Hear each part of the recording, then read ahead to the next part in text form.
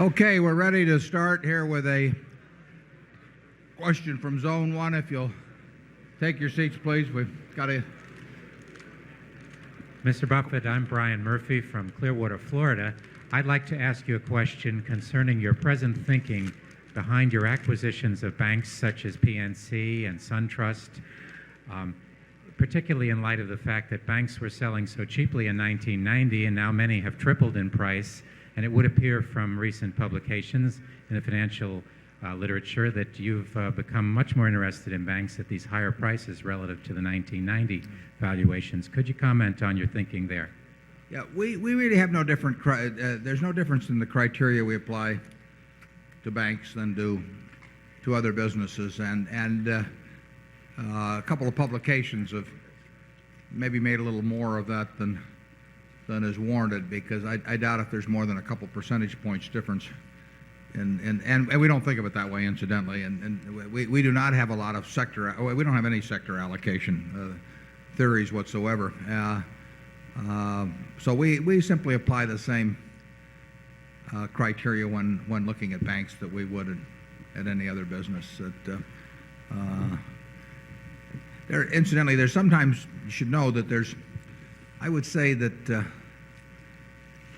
maybe half or maybe even a little more of the reports about our activities are in the press are erroneous. Now some are accurate too. And then, of course, some are way out of date. I mean, we get confidential treatment on the filings we make with the SEC as to our holdings. So they're published well over a year after we filed them. And therefore, there have been a couple of stories in the last month or two as to something we bought. And of course, if you read the story carefully, we bought it a year and a half ago maybe, and we may have sold it, we may have bought more, all kinds of things. So that I'd be careful about press reports generally. We bought a bank for Berkshire in 1969, the Illinois National Bank and Trust of Rockford. We've had an interest in the banking business. We feel it's something that falls within our circle of competence to evaluate. That doesn't mean we'll be right every time, but we don't think it's beyond us to understand the banking business. And so we look at businesses in that area. Charlie? Nothing to add. Okay. And do we have Zone 2? Larry Myers from Omaha. Warren, two quick questions. The first one very brief. Do you have any timetable regarding when you will write your own book about your career and philosophy? Yes, my timetable has always been 6 months from now. Now, the answer on that is I've thought about doing it a few times, and I think about it. It always seems to me there are more interesting things yet to happen than have happened so far, and I don't want to. I know I won't write a second one, so I keep postponing it. That's my rationale on it anyway. Thank you. Second question concerns dividends. Last Friday night, by coincidence, on Louis Rukeyser's weekly television show, the special guest was Philip Curray. And Mr. Curray made the statement that his favorite American stock is Berkshire Hathaway. And one of the major reasons he stated was that Berkshire has never paid a dividend, as we all know, and consequently you had superior utilization of the extra cash. Now, if you extend that reasoning, could it also be a beneficial policy if Coca-Cola and Gillette stop paying dividends and utilize the cash in other ways? Well, it depends what they could use how they would utilize the cash and what they could use it for. Those are more focused enterprises than Berkshire, at least in terms of products. And I commend managements that have a wonderful business for utilizing cash in those wonderful businesses or in businesses that they understand and will also have wonderful economics, and for getting the rest of the money back to the shareholders. So Coca-Cola, in my book, is doing exactly the right thing with its cash when it uses all the cash that it can effectively in the business to expand in new markets and all of that sort of thing. But then beyond that, it pays a dividend which distributes cash to shareholders, and then it repurchases shares in a big way, which returns cash on an active basis to shareholders, but in a way that benefits all of them.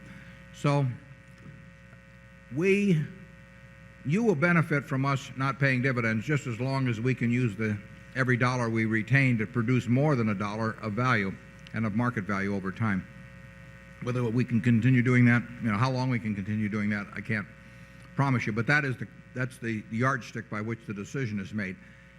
And that is the yardstick, I think, by which Coca-Cola is making the decision, too. And I think that they deserve great credit for exercising the discipline to quit when they using cash when they've run out of the opportunities to use it well, and then to use it, then to further deploy it advantageously by repurchasing shares. I think one of the things I admire about my friend Bill Gates, he's got $4.5 billion of cash in Microsoft, and there are very few managements can stand having $4.5 billion of cash and not doing something unintelligent with it. So far, it's made sense for us to retain everything we earn, and I think it'll make sense for a while longer, but it may not make sense indefinitely. Charlie? I hope it lasts a long time.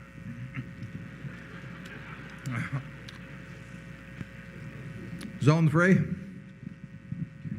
My name is Dan O'Neill from Santa Fe, New Mexico, and I would like to ask you a more specific question about Salomon Brothers, which is, why do we pay our employees there so much?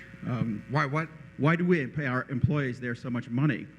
The conventional theory seems to be that there's just a different pay scale on Wall Street than the rest of the world, and it's based on the idea that traders are smarter than that some traders are smarter than others, and in some supernatural way are able to receive signals that the future is sending back to the present. And how do we know that that isn't just an urban legend like alligators in the New York City sewers? Another theory would be that the large amount of shareholders' capital allows the traders to capture inefficiencies that are in the market in the same way that the House does in Las Vegas. I mean, if we owned a casino, it wouldn't make any difference if we hired Albert Einstein or Forrest Gump to run the blackjack table. And we would pay them the same. And I wonder which theory you think is closer to the truth. Well, you put it well. In the end, of course, you end up paying them at what you think, at least, is a market rate, and to some extent the market tests you out by whether people leave because they can get a higher rate. But the limiting factor on that should be that you pay them a market rate as long as you were getting a market rate on capital. But it's harder to measure the market rate on capital in a short period than it is to measure the market rate on compensation. So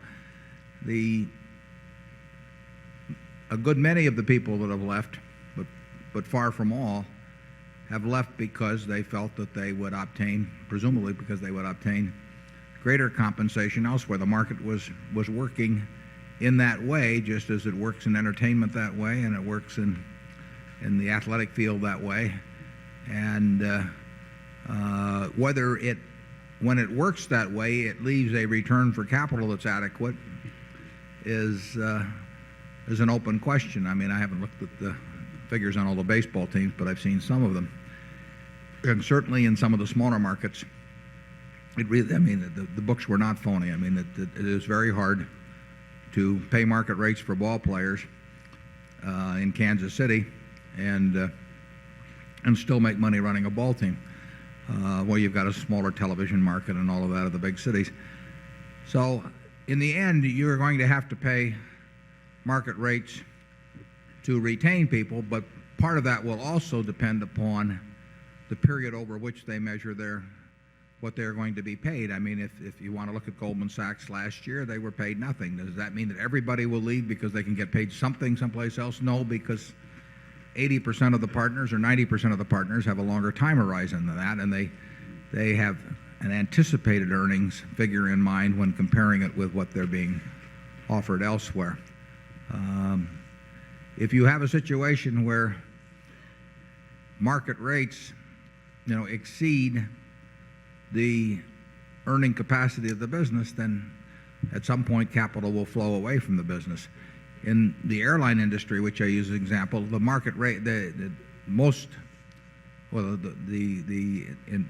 terms of the bigger airlines, people are not being paid market rates, they're being paid contractual rates. Well, you can't blame anybody for that. If you have a contract that entitles you to X and the current market is a half of X, you're going to hang on to that contract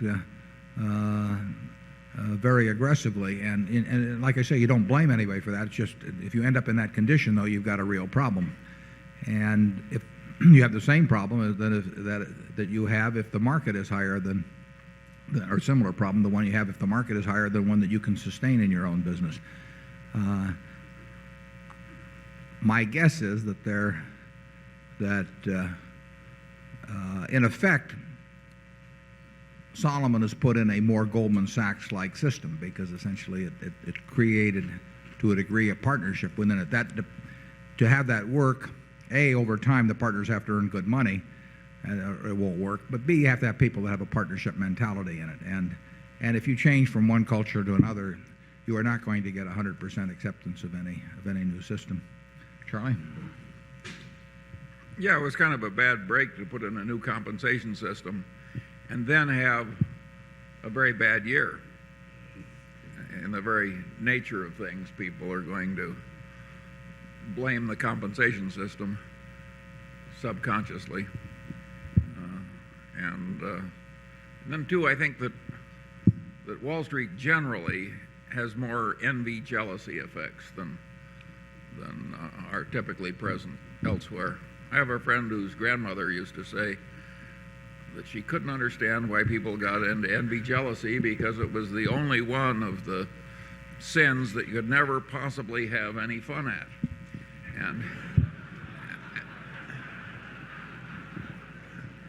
But generally speaking, on Wall Street, I think a lot of people have had the wrong kind of grandmothers.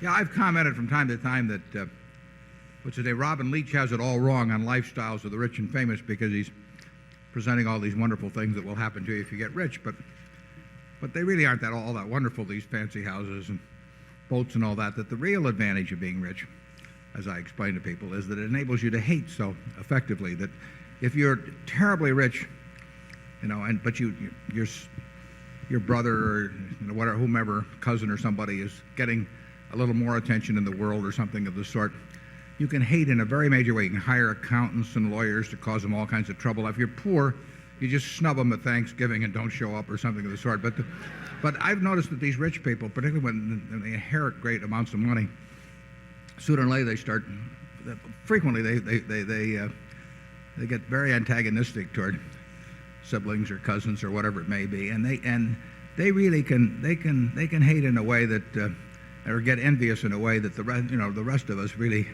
can't really aspire to. So that's a benefit that hasn't appeared on Robin Leach lately. But you see a little of that in the athletic field and the entertainment field, and perhaps even in Wall Street. That making $1 million a year looks great until this guy that sits next to you that can't possibly be as smart as you is making $1 million too, and then the whole world it turns into a very unfair place. Zone 4. Good afternoon. My question is simply about the cash and cash equivalents that are shown on the balance sheet this year versus last year. In my thinking, cash equivalents is always something good to have around in case of a big market drop, being able to make opportunistic buys, as I know you've referred to Mr. Market getting manic depressive at times. Is there something that is less than obvious here that I'm not seeing, or is the position not there now should that happen in the marketplace?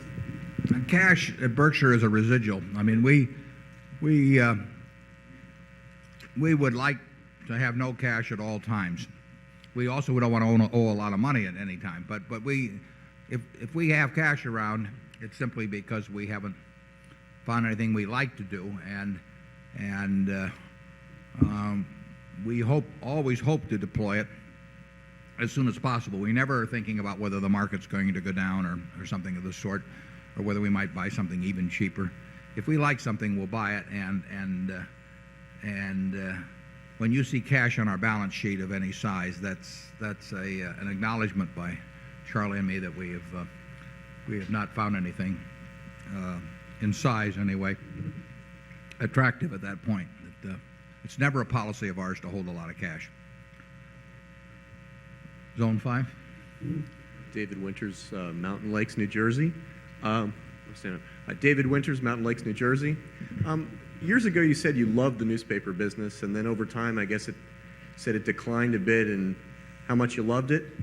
And I'm kind of wondering how you feel about it now and if you can prognosticate a little bit for us at all. Well, I used to love it in two respects. I love the economics and I love the activity, both. And the love of the activity is not diminished. The economics are still exceptionally good compared to virtually any business in the world. They aren't quite as good as they were 15 years ago. So they have. I wrote about that a couple of years ago. Whereas what seemed almost the most bulletproof of franchises is still an exceptionally good business, but it isn't quite as bulletproof as might have been the case 10 or 20 years ago.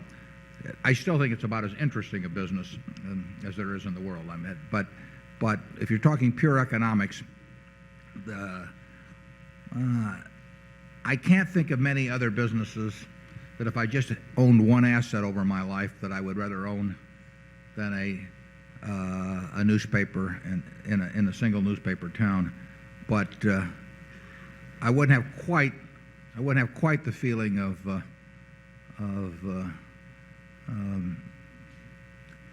absolute certainty that I would have had 10 or 15 years ago. Charlie?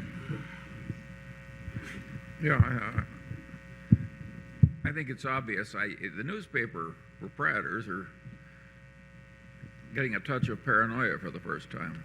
I mean, they worry about the electronic revolution. They worry about the fact that young people, don't read.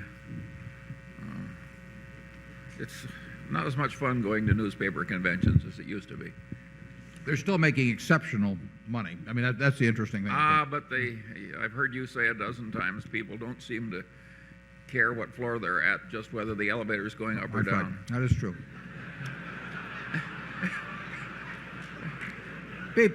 People feel better when they're on the second floor of an elevator that's just come from one than they do when they're on the 99th floor coming down from 100. There's no question about that.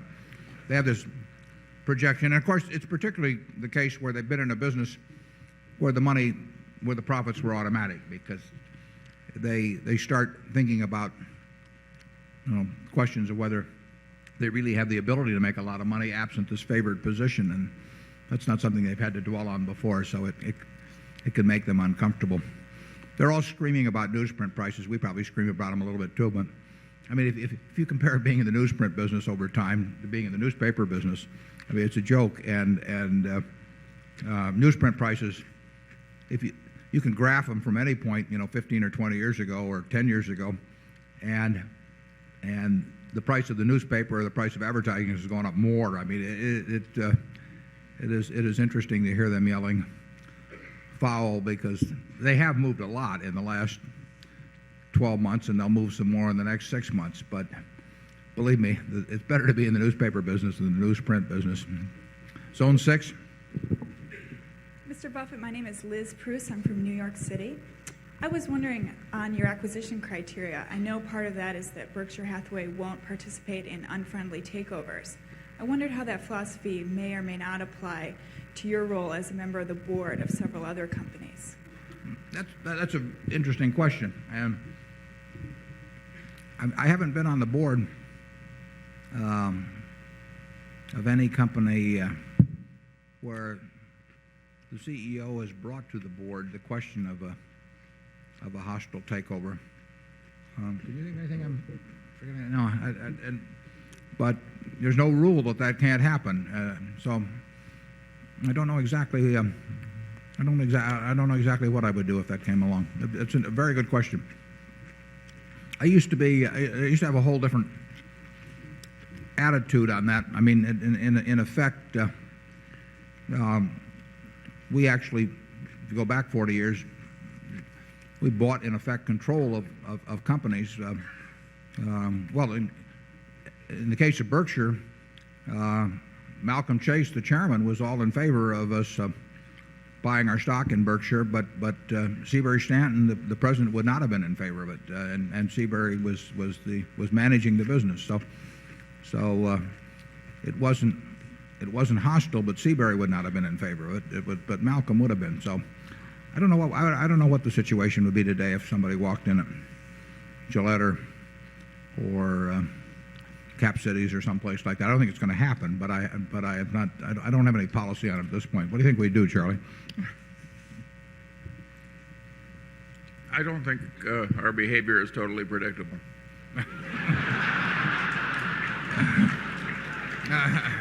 And he's right. Zone 1? Yes. Neil McMahon, New York City, also a Sequoia shareholder. Ben Graham Investing encouraged turnover. Looking at Berkshire's holdings, concentration, and long-term, are you still a 15% Phil Fisher and 85% Graham?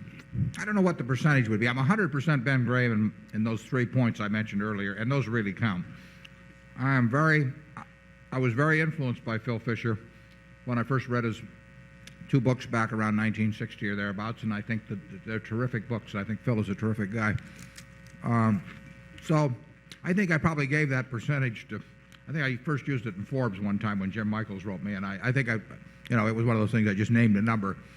But I think I'd rather think of myself as being a sort of 100% Ben Graham and 100% Phil Fisher, in the points where they don't, and they really don't contradict each other. It's just that they had a vastly different emphasis. Ben would not have disagreed with the proposition that if you can find a business with a high rate of return on capital that can keep using more capital on that's the best business in the world. And of course, he made most of his money out of Geico, which was precisely that sort of business. So he recognized it. It's just that he felt that the other system of buying things that were statistically very cheap and buying a large number of them was an easier policy to apply, and one that was a little more teachable. He would have felt that Phil Fisher's approach was less teachable than his, but his had a more limited value because it was not workable with really large sums of money. At Graham Newman Corp was a closed-end fund. It was technically an open-end fund, but it had $6 million of net worth, and Newman and Graham, the partnership that was affiliated with it, had $6 million. So you had a total pool of $12 million. Well, you could go around buying little machine tool stocks in machine tool companies, whatever it might be, that all statistically cheap, and that was a very good group operation. And if you own a lousy business, you have to sell it at some point. I mean, if you own a group of lousy businesses, you better hope some of them get taken over or something happens. You need turnover. If you own a wonderful business, you don't want turnover, basically. Charlie? What was interesting to me about the Phil Fisher businesses is that a very great many of them didn't last as wonderful businesses. One of his businesses was Title Insurance and Trust Company, which dominated the state of California. It had the biggest title plant, which was maintained by hand, and it had great fiscal solvency and integrity and so forth. It just dominated a lucrative field. And along came the computer. And now you could create, for a few $1 million, a title plant and keep it up without an army of clerks. And pretty soon we had 20 different title companies, and they would go to great big customers like big lenders and big real estate brokers and pay them outlandish commissions by the standards of yore, and bid away huge blocks of business. And in due course, in the state of California, the aggregate earnings of all the title insurance companies combined went below zero, starting with a virtual monopoly. So what looked like a monopoly. Very few companies are so safe that you can just look ahead 20 years. And technology is sometimes your friend and it's sometimes your bitter enemy. If Title Insurance and Trust Company had been smart, they would have looked on that computer, which they saw as a cost reducer, as one of the worst curses that ever came to man. It probably takes more business experience and insights to some degree to apply Phil Fisher's approach than it does Graham's approach. If you The only problem is you may be shut out of doing anything for a long time with Ben's approach, and you may have a lot of difficulty in doing it with big money. But if you strictly applied, for example, his working capital test as security, it will work. It just may not work on a very big scale, and there may be periods when you're not doing much. Ben really was more of a teacher than he had no urge to make a lot of money. It did not interest him. So he really wanted something that he thought was teachable as a cornerstone of his philosophy or approach. And he felt you could read his books sitting out here in Omaha and apply buying things that were statistically cheap. And you didn't have to have any special insights about business or consumer behavior or anything of the sort. And I don't think there's any question about that being true, but I also don't think you can manage lots of money in accord with it. Zone 2. Hi, Rob Pitts, shareholder from New York City. This is a question for Mr. Munger. I've noticed in the insider sales activity sheets that you've been a rather consistent seller of your Berkshire stock over the last few months. Wondered if you would comment on why you're doing this, especially in light of the prospective tax change in capital gains, where it might be reduced, which would obviously be beneficial to you and beneficial to Berkshire by reducing its deferred tax liability. I've given away a fair amount of Berkshire in the last couple of years, and I've also sold some. I gave away the Berkshire because I thought it was the right way to behave, and I sold some because I had uses for the money.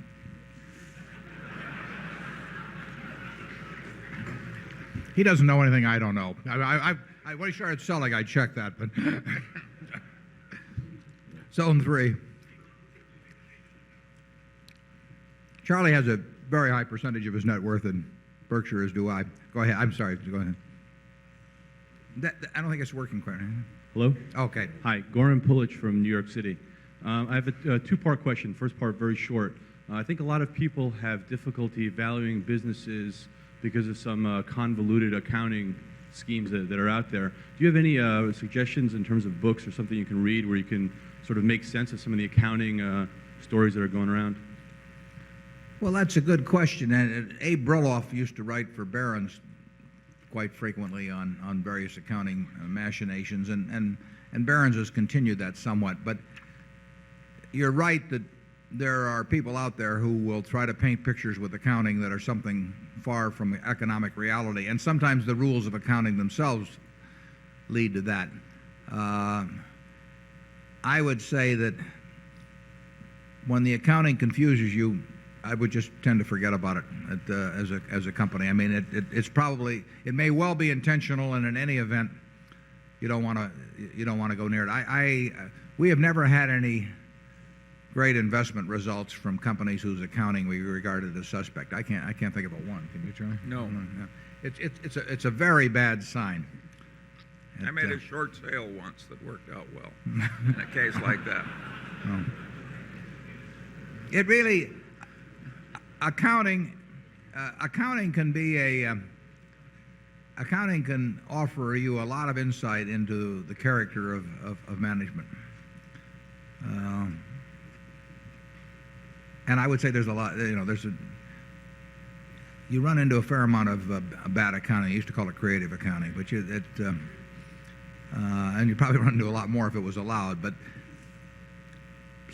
some companies have been able to push their auditors pretty far, and I would be very skeptical of anything that looks suspicious to you. I think there have been a couple of things written, but I can't think of where they've appeared, where people talk about the questions of what. Obviously, if some prepaid expense, deferred asset accounts start building up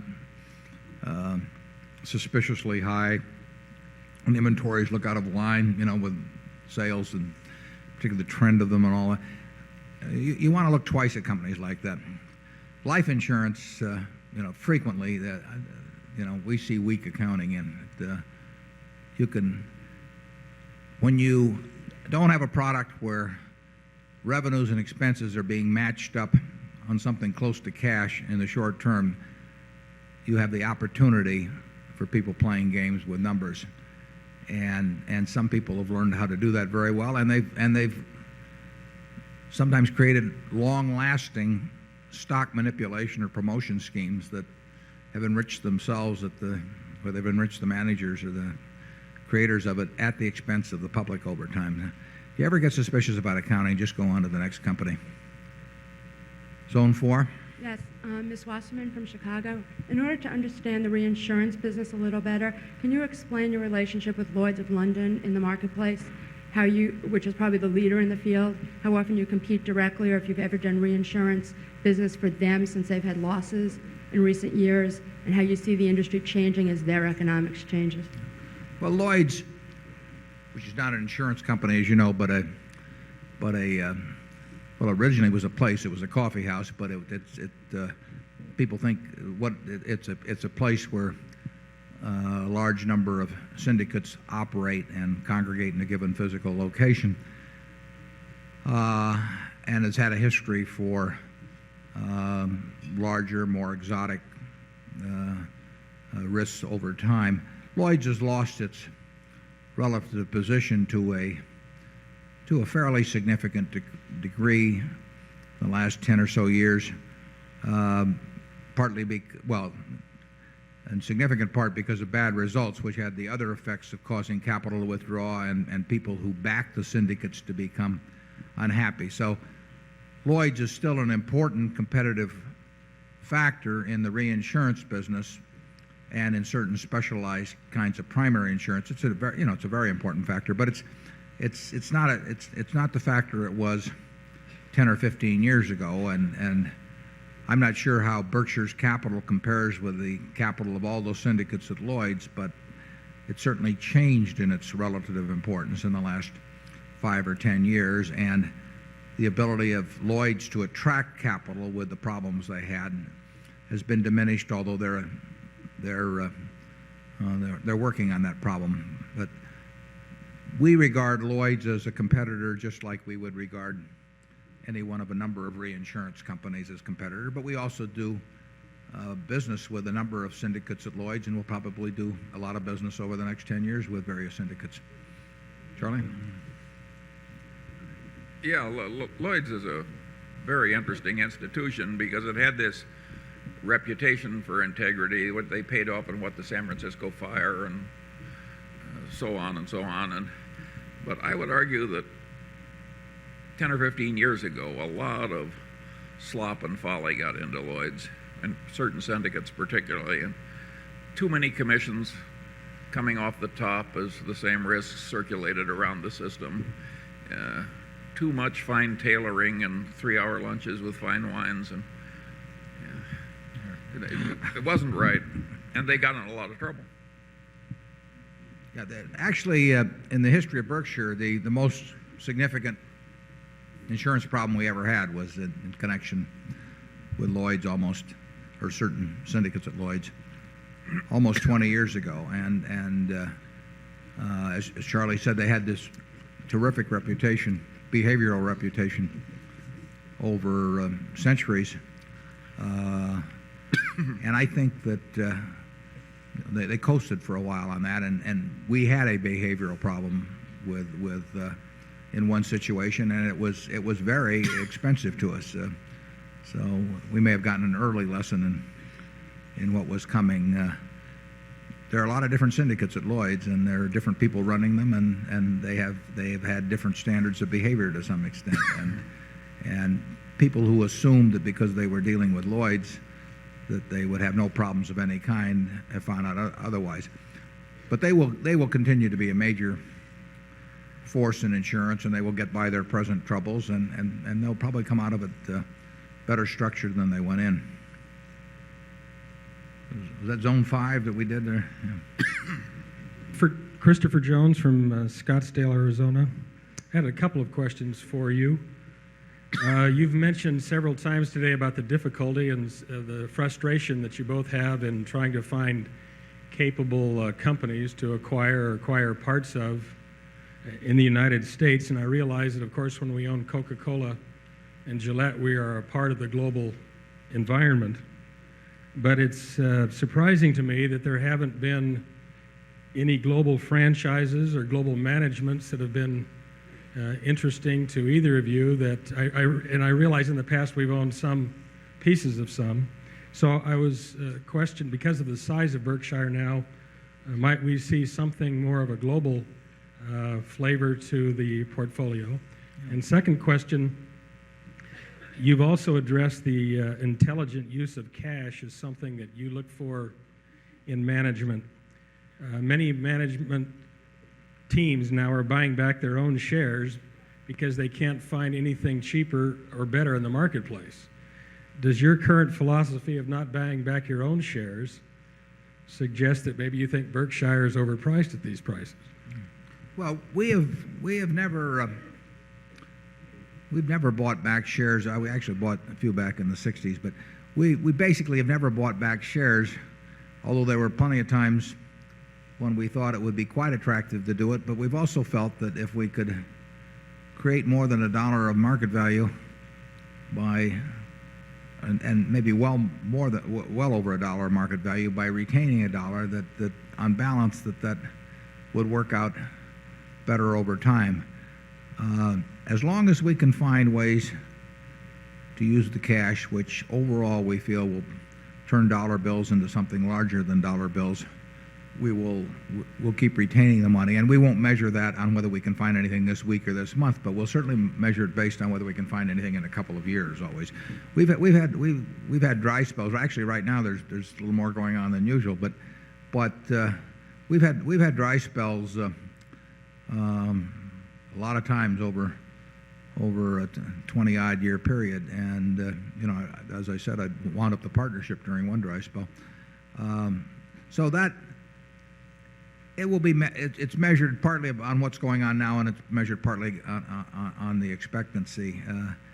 And I don't think whether our stock was selling at X or 3/4 of X right now would make a lot of difference, but it would make a difference if we thought we couldn't find things to do with the money externally.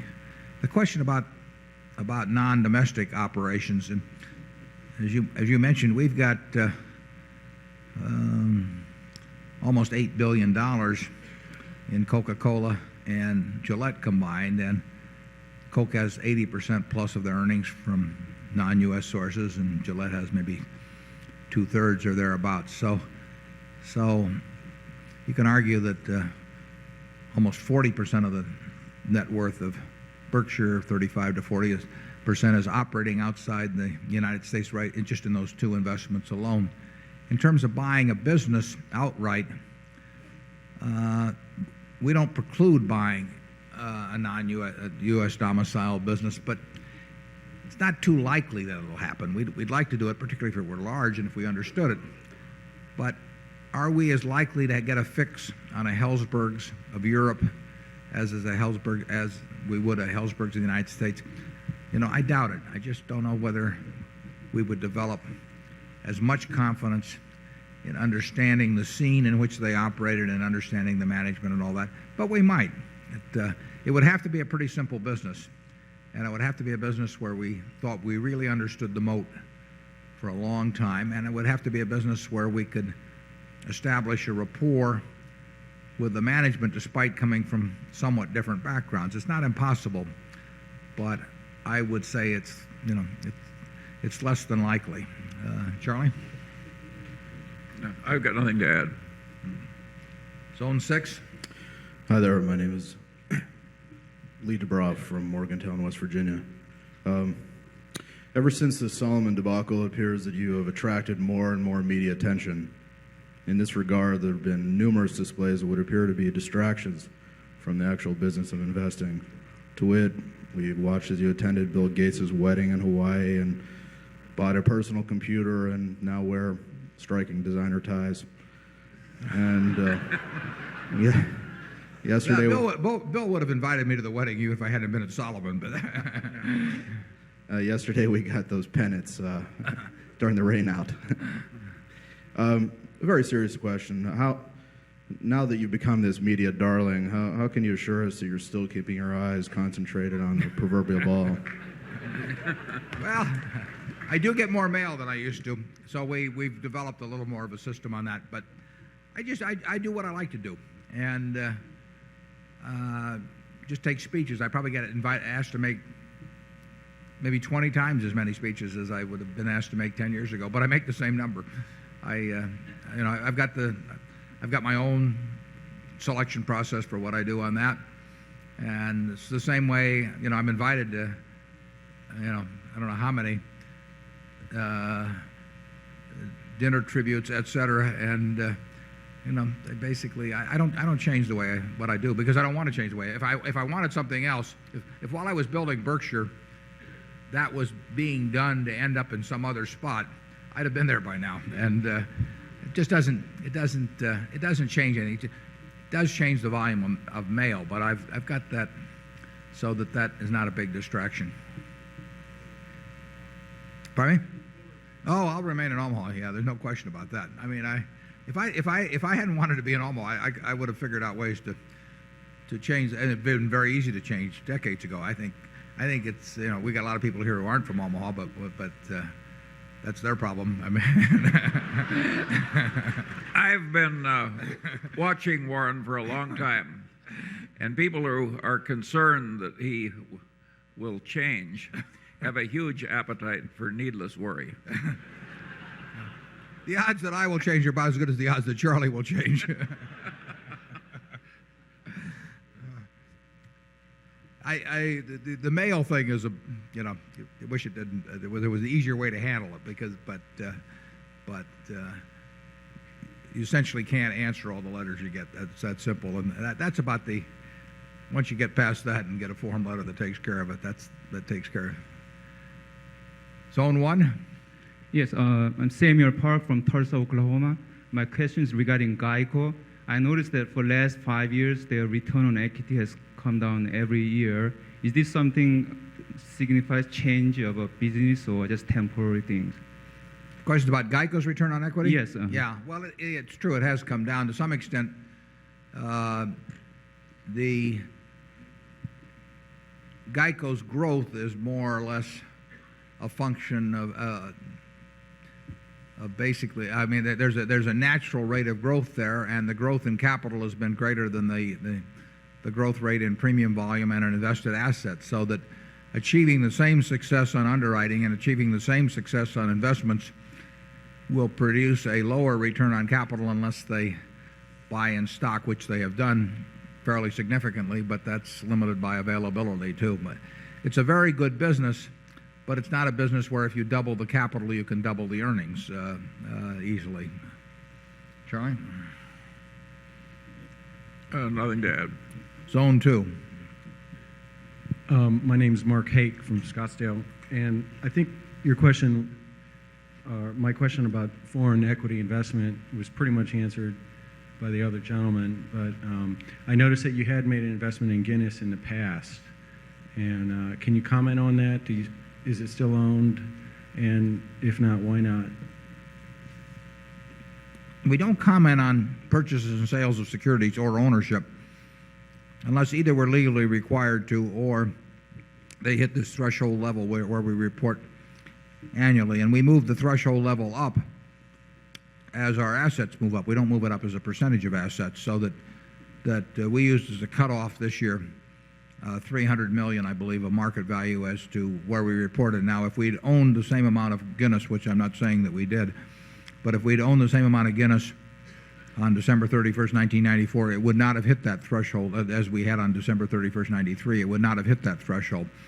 And we really don't want to get in the business where we are talking at all about what we're buying or selling. We get a lot of speculation on that, but it's of no use to Berkshire to be talking about purchases or sales. If we were acquiring a piece of land downtown and we'd bought a quarter of it, what we intended to buy, for example, we would not feel we were benefited by a front page story in the paper saying that we were acquiring land. And we are not in the business of giving investment advice. Basically, we'll talk about our principles. So the only conclusion you can come to about Guinness or anything else that does not show up on our list at year end is that we did not own $300 million worth at market value at that time. Zone 3. Yes, Mr. Buffett. My name is Don Breska. I'm from Boston, Massachusetts. Recently, I've noticed you wearing an Izod shirt with Berkshire Hathaway, and in the middle there was a fist grasping cash. Is that the new insignia? And the second question is that a shirt available to stockholders? The shirt is not available. That shirt was a gift from someone, and the shirt is not available to stockholders, but you can draw your own conclusions about the meaning of it. Soon, Zone 4. Yes, I'm Lyle McIntosh from Missouri Valley, Iowa, about 25 miles up the road. And Warren, recognizing this is corn country, and Valley, Iowa, about 25 miles up the road. And Warren, recognizing this is corn country, and I farm, and there's several other farmer shareholders, this meeting hits right in the middle of corn planting. Could you move it back about 3 weeks? And also, I noticed Phil Correa was on Wall Street Week Friday night.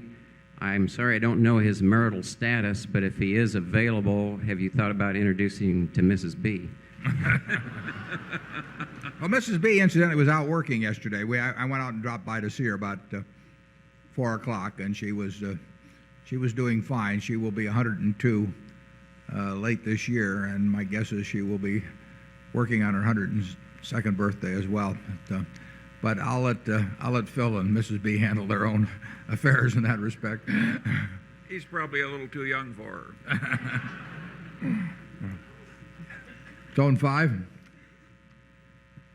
I'm Ken Donovan, a Cincinnati investor. You've addressed the subject of your feelings about buying entire foreign corporations. I wonder if you'd say something about, is Berkshire looking for opportunities to buy, we'll call them near franchise companies that might be based overseas, buying a stock interest or a part interest? And also, how do you feel about fixed debt investments of overseas companies? Debt investments, was that? Yeah, well, the first investments of overseas companies. Debt investments, was that? Yeah, well, the first part was buying a stock investment rather than a whole company. Right. And the second part was debt investments. Yeah. Right. Well, we're open to buying anything. When you say, are we looking at them, I've never been quite sure how we look at things anyway. I mean, they just seem to sort of pop up as from reading or something of the sort. But we are it's less likely we end up doing it for some of the reasons I've given earlier. But we have bought stock in companies that, aside from Guinness, that are domiciled outside of the United States, and we would have, we could conceivably buy debt instruments. We don't buy a lot of debt instruments anyway, so it'd be very unlikely. But we will do anything we think makes sense at Berkshire that's compatible with the way we want to operate, and certainly we don't care where the domicile is not that important. Charlie? Okay, zone 5, is it?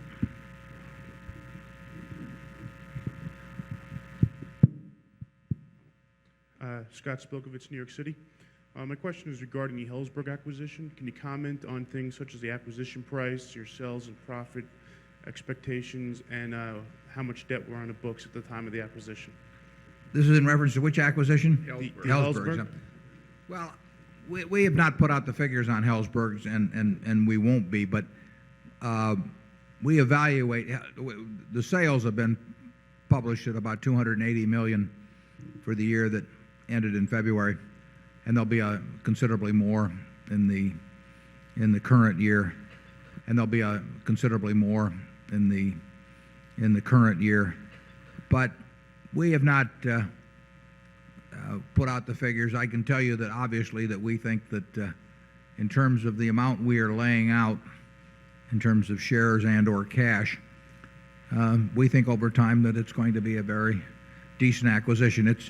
It's the same line of reasoning we've applied in other businesses.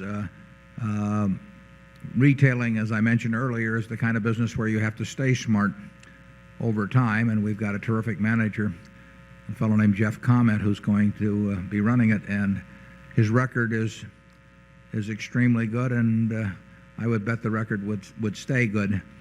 It earns good returns on invested capital, or we wouldn't be buying into it. We always look for good returns on capital. And a lot of companies in the jewelry business do not get good returns on capital. I mean, it's not an industry that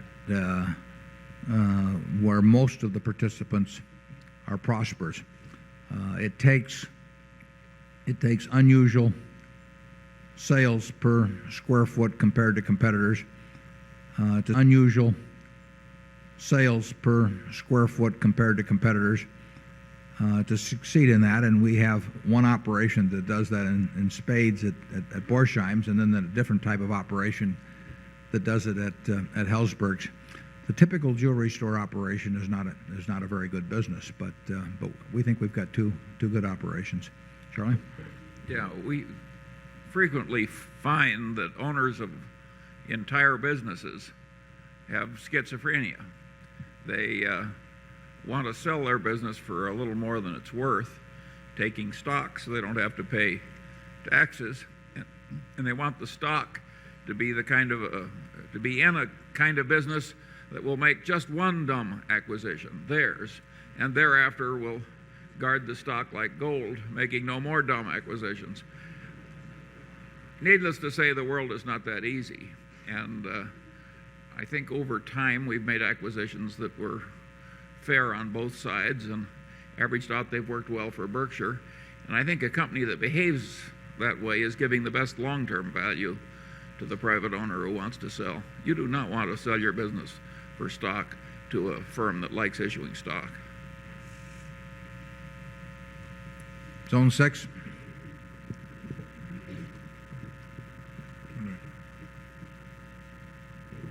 That was 6. Where do we have the mic? Oh, there.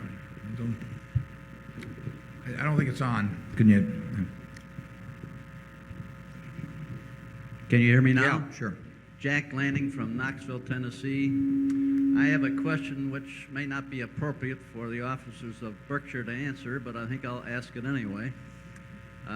You focused on intrinsic value in your annual report, and you suggested that by reviewing the gray pages in the back that one could possibly come up with a value of intrinsic value for Berkshire. I've made an effort to do this, and I think I come up with a price to earnings ratio of somewhere around 21, which seems to be a little overvalued.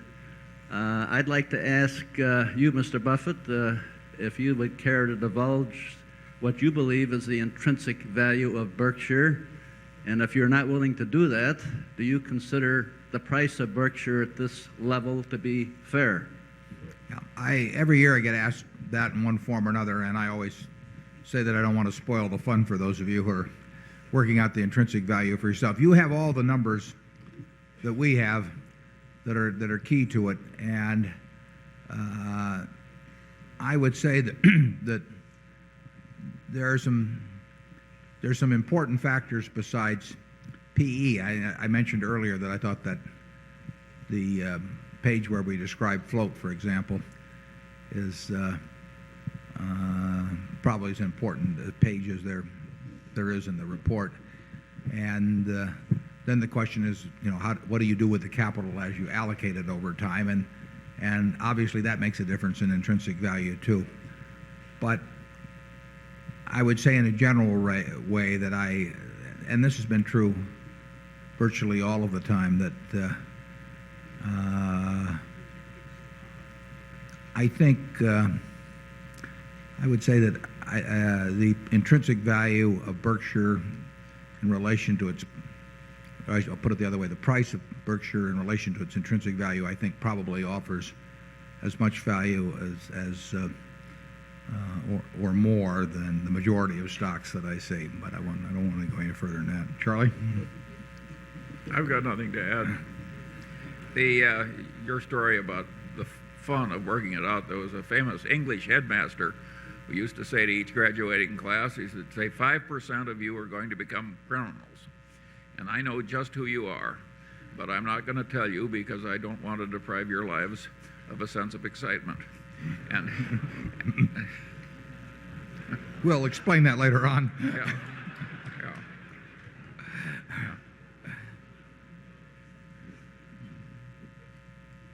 There's a lot more to there's more to intrinsic value, as we've discussed earlier, than just adding up what you think you can sell the pieces for at any given time, because it is a prospective figure. It is future cash discounted back to the present, and capital allocation is a good part of that. What you expect the float to do, for example, over time, would lead to a large swing in possible numbers relative to value. I mean, if when we bought National Indemnity in 1967, when it had whatever it had, 15 or 20 million in float, we didn't see it then, but if we could have foreseen the eventual development of float over time,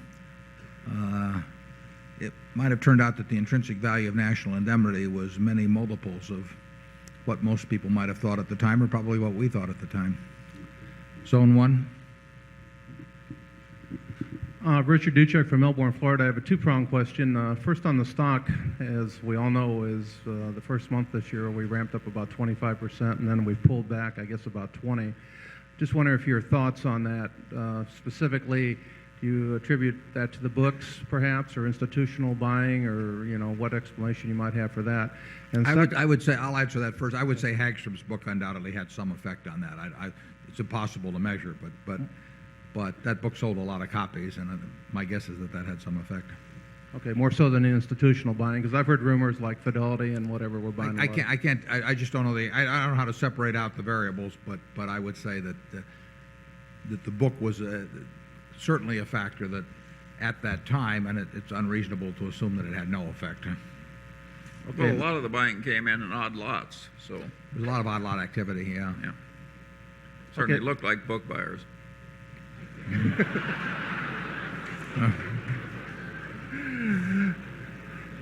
Secondary question, I'm an electronics engineer by profession, so the technology sector is of prime interest to me, and I think we'll all agree at least the last 6 to 8 months has been phenomenal for the technology sector.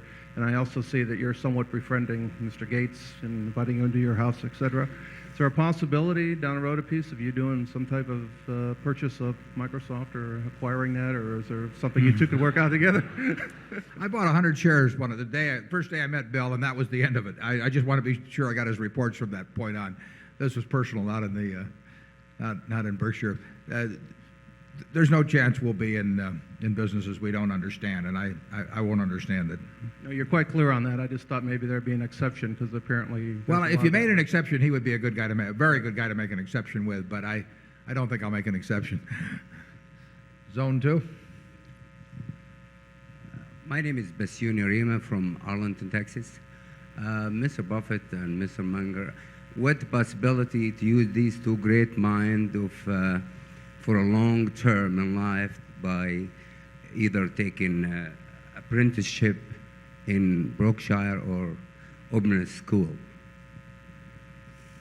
I didn't follow that one. Warren, you handle it. Is it a question of what the possibility using these two great minds of yours to educate the new generation as a long-term investment in this country, to either through an apprenticeship in Berkshire for young people or open a business school? Well, let me try that one, because I have a demonstrated record of non-performance. I have had great difficulty enabling my children to know what I know. And Warren, maybe you have failed less. My children in many ways are a lot smarter than I am, so I have a different experience, Charlie. No, I think you can, I've mainly learned by reading myself, so I don't think I have any original ideas. That I certainly but I've certainly got a lot. I mean, I've talked about reading Graham. I read Phil Fisher, and I've gotten a lot of ideas myself from reading. And in my own case, I mean, talk about your parents having influence. My parents had enormous influence, so I think you can learn a lot from other people. In fact, I think if you learn reasonably well from other people, you don't have to get any new ideas or do much on your own. You can just apply the best of what you see. Generally speaking, I think we always get a group of wise people after sifting millions. But I don't think anybody's invented a way to teach so that everybody is wise. It's extraordinary how resistant some people are to learning anything.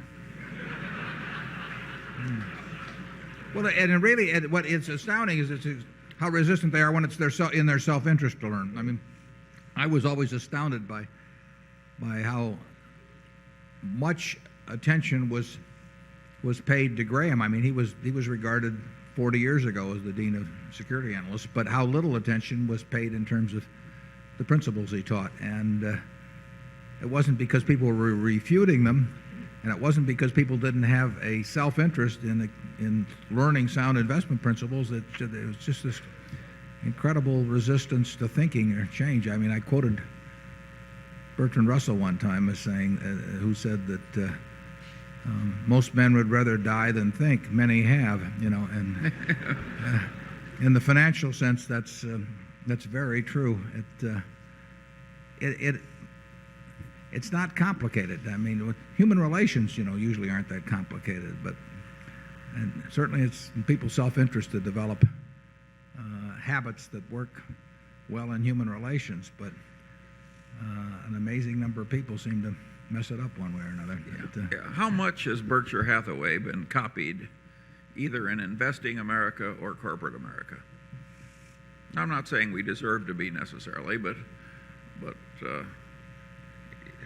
people don't want to do it differently than they're presently doing it.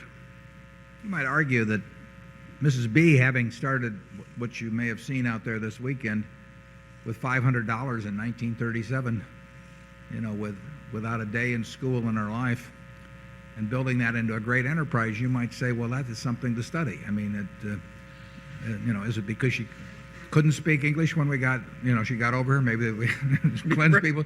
I mean, what is there to learn from seeing somebody create an incredible success like that in a competitive business? She didn't invent something that the world had never seen before. She didn't have a lock on some piece of real estate that protected her from competition. All of these, and yet she accomplished something that virtually no one has accomplished. Now, why aren't business schools studying her? Why are they talking about EVA, economic value added, as we talked about earlier? Any of these? I mean, here is a success. Something has made her a success. Is it something? Is it a 220? She's very smart, but is it a 220 IQ? No, it isn't. It's a very smart woman, but it's not something that's incapable of being replicated in the habits and the way of thinking. But who is studying her? I mean, they present her as a curiosity, but if you go to any of the top 20 business schools, there's not one page that's being given to anybody to study what is an incredible success. And I find that very interesting. That and to some extent, I've seen it in the investment world. There's this.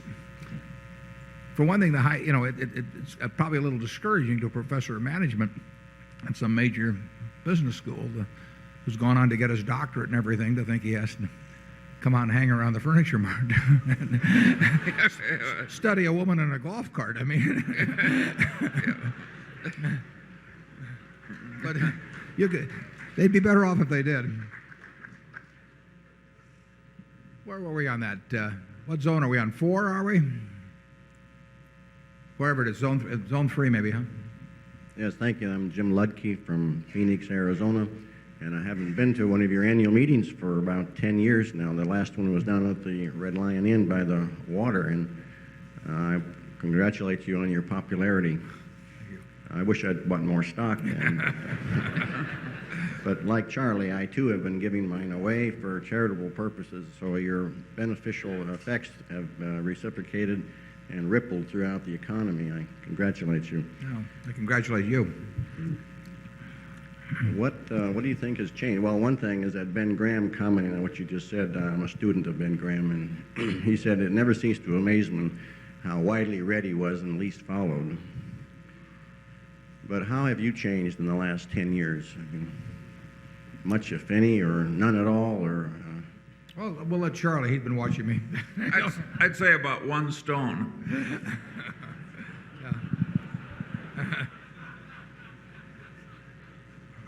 Takes one to know one. Yeah. If we'd wanted to change, we would have changed a long time ago. I mean, I've never believed much in this theory of, you know, if I have X, 2X instead of X, then I'm going to do this or that, and, you know, or I'll take this job I don't like now and I'll get one I like later on. Or it doesn't make much sense to me. I mean, there aren't that many years around, so you ought to be doing what you like at the present time. And Charlie and I have always followed that pretty well. Zone 4. Peter Borma, Chicago. Every year you have your operating company send a check back to Omaha.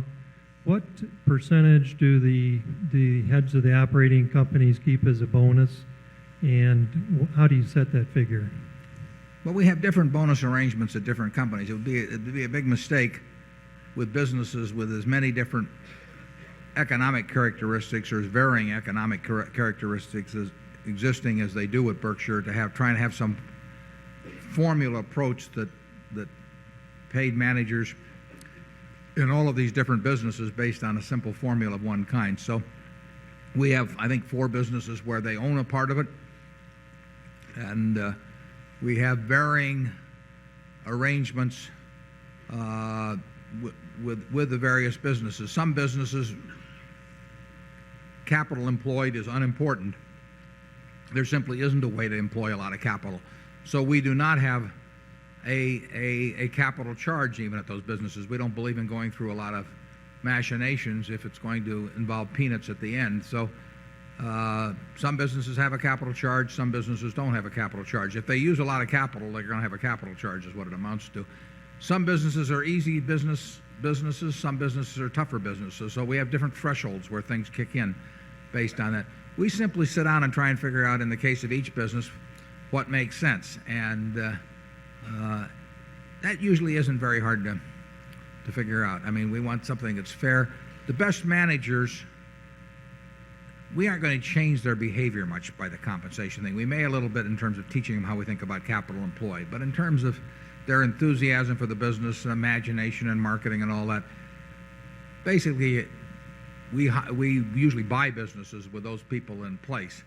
But it would be it'd be wrong not to treat people fairly, and they would resent it if they weren't treated fairly too, understandably. So we try to have a system that rewards the things that we want to have rewarded and treats them fairly in a way that they understand they're treated fairly. And I don't think we have any 2 businesses that have the same arrangement. I mean, they're different in each case. Incidentally, that applies in their policies too. We don't get into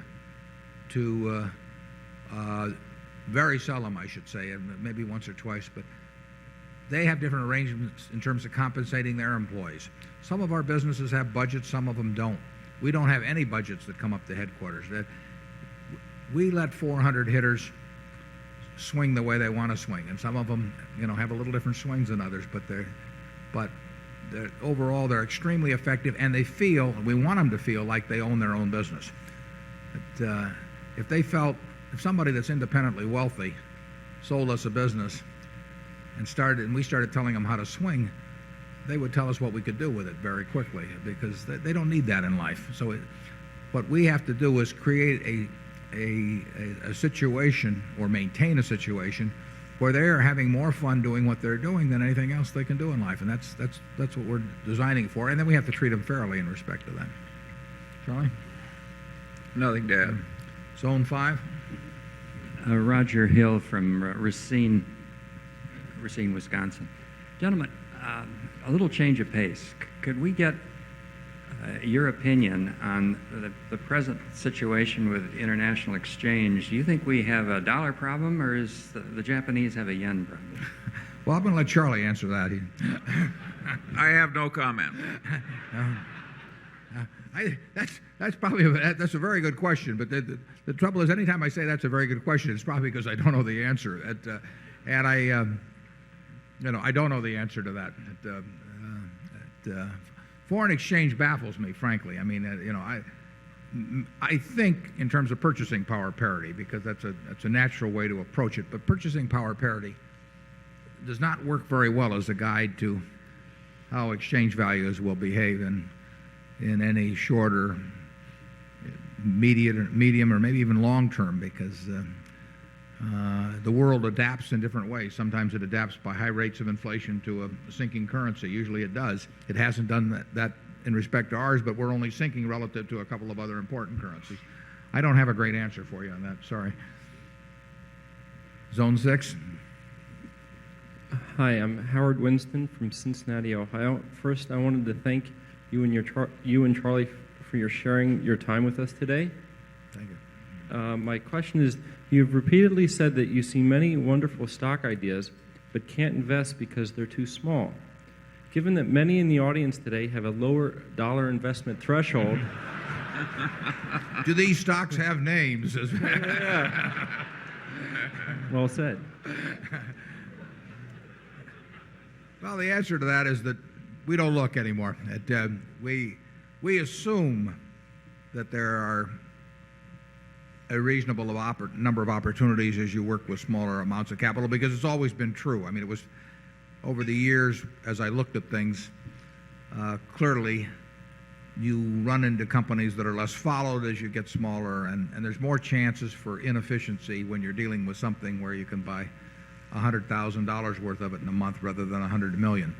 But that is not because I'm carrying around in my head the names of 25 companies that we could put 100,000 in. And I just don't look at that universe anymore.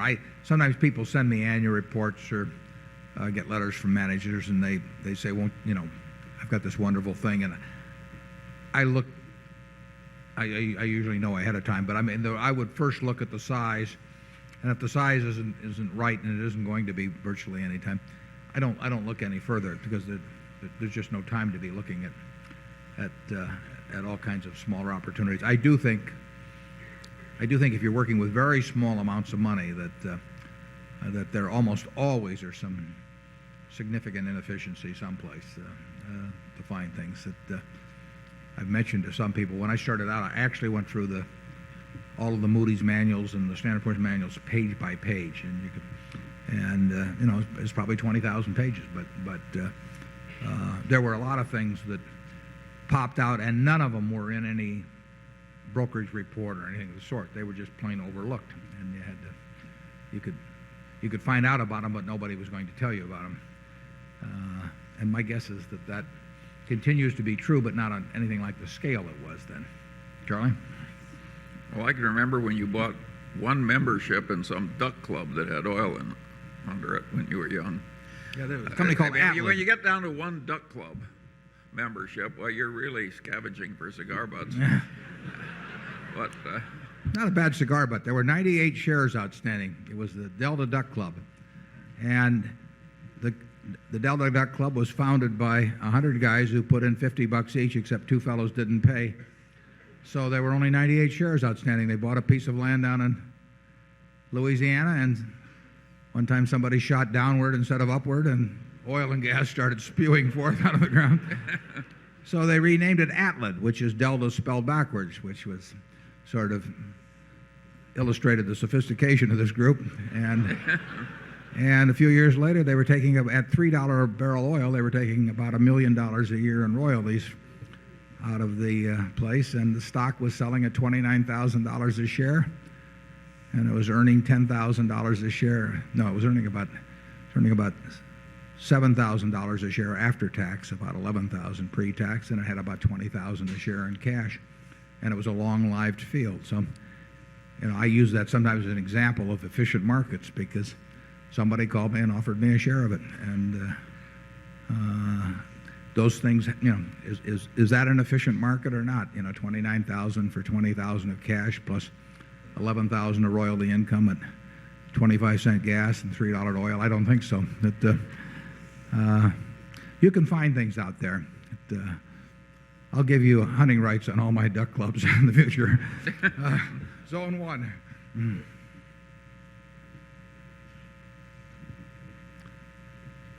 Don't think the mic. How do Berkshire and Berkshire companies protect themselves against lawsuit-happy lawyers? And is it possible for American businesses to survive the financial and time-consuming costs of dealing with lawyers? Well, it's a good question, and we've probably had less litigation than any company with a $25 billion market value in America. But it's and we were sued one time at Blue Chip Stamps. What was it for, Charlie? How many billion by some guy? Lots. Yeah, it was. You cannot protect yourself against lawsuits, and there's certainly a lot of frivolous ones. Like I say, it's not been a drain on our time or money, but particularly time to date. And I think one thing you'd have to do is that if you ran into anything of that sort, you would not pay, and you would try to make life comparably difficult for the other party as they made it for you. But that has not been our experience so far. Charlie? Yeah, well, I can tell an Omaha story on that one, which demonstrates the Berkshire Hathaway technique for minimizing lawsuits. When I was a very young boy, I said to my father, who was a practicing lawyer here in Omaha, "Why do you do so much work for X, who was an overreaching blowhard, and so little work for Grant McFadden, who is such a wonderful man?" And my father looked at me as though I was slightly slow in the head, and he said, "Charlie," he said, "Grant McFadden treats his employees right, his customers right, everybody right. When he gets involved with somebody who's a little nuts, he gets up from his desk and walks to where they are and extricates himself as soon as he can." And he says, "Charlie, a man like Grant McFadden doesn't have enough law business to keep you in school." "Ah, but X," he said, "he's a walking minefield of continuous legal troubles, and he's a wonderful client for a lawyer." Now, my father was trying to teach me, and I must say it worked beautifully, because I decided that I would adopt the Grant McFadden approach. And I would argue that Warren independently reached the same approach very early in life. Boy, has that saved us a lot of trouble. It is a good system. We basically have the attitude that you can't make a good deal with a bad person, and that means we just forget about it. I mean, we don't try and protect ourselves by contracts or getting into all kinds of due diligence, or we just forget about it. We can do fine over time dealing with people that we like and admire and trust. So we have never, and a lot of people do get the idea, because the bad actor will tend to try and tantalize you in one way or another, and you won't win. It just pays to avoid them. And we started out with that attitude, and maybe one or two experiences have convinced us even more so that that's the way to play the game. Zone 2. I'm Clarence Cafferty from Long Pine, Nebraska. I'd like to know if we can get another 400 hitter by starting another Borsheim store someplace in this United States. Well, it's an interesting question about both the Borsheims and the Mart. I mean, and of course they're owned, as you probably know, historically by the same family. I mean, it was Mrs. B's sister's family that bought Borsheims, but in effect started it virtually from scratch. And both of those institutions offer this incredible selection, low prices brought about by huge volume, low operating costs, and all of that. Operating multiple locations, you would get some benefit, obviously, from the name and the reputation, but you would lose something in terms of the amount of selection that could be offered. There's $50 million plus at retail of jewelry at Borsheim's one location. Well, when someone wants to buy a ring or a pearl necklace or something of the sort, they can see more offerings at a place like that than they possibly could at somebody who's trying to maintain inventory at 20 or 50 locations. Similarly, that gives us a volume out of a given location that results in operating costs that, again, can't be matched if you have an enormous number of locations. So I think those businesses tend to be more successful in that particular mode as one location businesses. Now, Helzberg's will be bringing merchandise to people all over the country at malls, and they will do through that mode of operation. They perform that exceptionally well. But Borsheim's can't be Helzberg's, and Helzberg's can't be Borsheim's. They're both going for two different, in a sense, two different customers to some degree. And Saul Price, Charlie's friend who started the Price Club, the first big wholesale club, said that part of his success was due to figuring out the customer he didn't want. I think that's right, isn't it, Charlie? Right. Yeah, and you have to figure out what you're good at, who you really can offer something special to. Borsheim's offers something very special to people, but in part it comes about through being at one location. You can see more of almost any kind of jewelry you want there than you're going to see virtually any place in the world. And that will bring people there, or it will bring male people there. And that gives you operating costs that are 20 percentage points off of what somebody else will be doing without that pulling power. And that in turn enables you to offer the lower prices, which keeps the circle going. I mean, it's very hard to replicate something like that. And trying to do it in 10 spots probably wouldn't work well. But it's a question you ask yourself as you go along, obviously. McDonald's certainly did well by deciding to open a second store. I mean, Zone 3. Warren, I'm Frank Martin from Elkhart, Indiana. You have written extensively on the subject of the immutability of return on equity for American industry as a whole being stuck in the 12 to 13% range. What forces do you see, since we're above the mean, to cause that number to regress to the mean over time?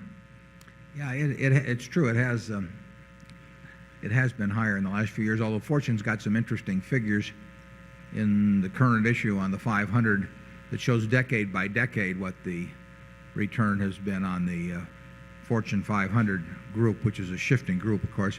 And it's tended to stick, although I would say it was more between 12 and 13 than 11 and 12 probably in that one.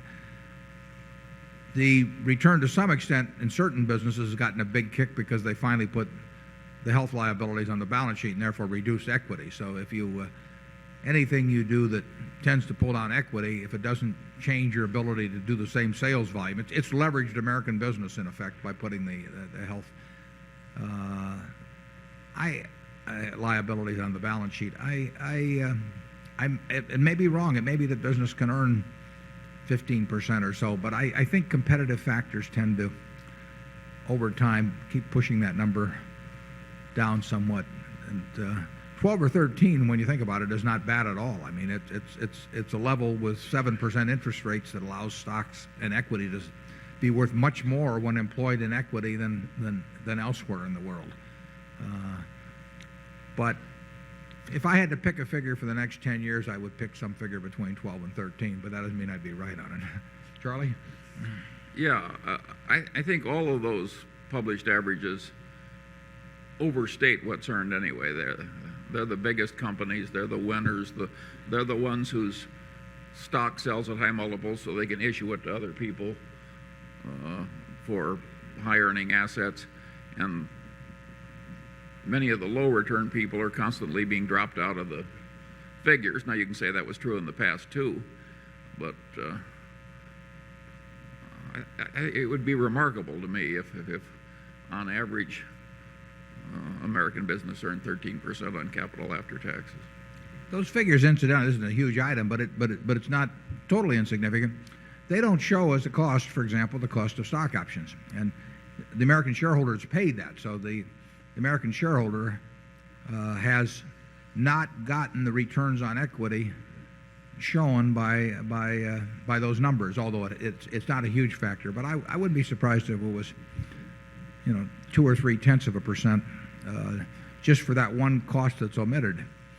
If you let me omit my costs, I can show a very high return on equity. Zone 4. Jeff Peskin from New York, and I have a question for you. It's really more of an observation in that you've written about when you look at acquiring a business, you look at a lot at how they allocate capital. And my question is, once you acquire a stake in a company, do you find that just by the fact that you are helping doing the allocation of capital and doing the compensation, that alone makes a company have a lot higher return? Or is there some benefit by the fact that you own or some major shareholder owns a big slug of the company that also allows a company to increase its return on capital? Yeah, well, that's a good question. The answer is sort of some of the time, some of the places. There's no question in a business that earns a high rate on capital that doesn't have natural ways to employ that money within the business, that we actually may contribute significantly to the long-term results of that business by taking the capital out, because if they don't have a place to use it, nevertheless, they might well use it someplace. And we have the whole universe to spread that money over. So we can take the money that's earned in some operating business and we can buy part of the Coca-Cola company with it and buy into another wonderful business, whereas very few managements probably would do that. So there's an advantage there. Now, on the other hand, Helzberg's, for example, will probably grow very substantially. They'll probably use all the capital they generate. Maybe they'll even use more. Well, they don't really need us for that. I mean, they would have done that under any circumstances.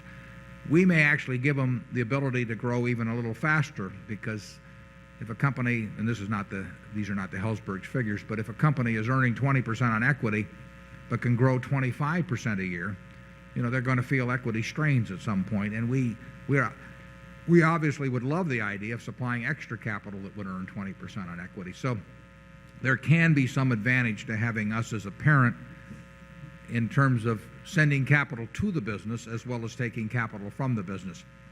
We also, I think, can be helpful in some situations in that once we are there, a lot of the rituals of, particularly in a public company, but a lot of the things that people waste time doing in business, they don't have to do with us. I mean, there's an awful lot of time spent in some businesses just preparing for committee meetings and directors meetings and all kinds of things like that, show and tell stuff.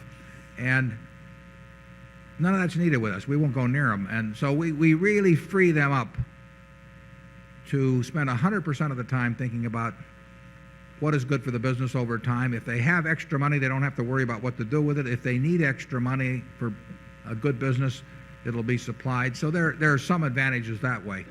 And I guess, Charlie, can you think of any further? Yeah, I think our chief contribution to the businesses we acquire is what we don't do.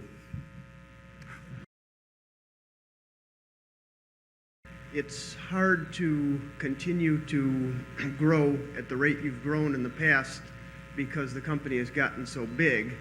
And I'm wondering if you could elaborate a little bit on that. And my second question, which is totally unrelated, but I've also read where you're very good with numbers, with working things in your head, and I'm totally a rookie when it comes to economics and accounting and things like that, but I'm very good with numbers and keeping things in my head, and I'm wondering if there's some way a mathematician who knows very little about the business world, what I could read or what I could do to learn how better to invest and how you did that.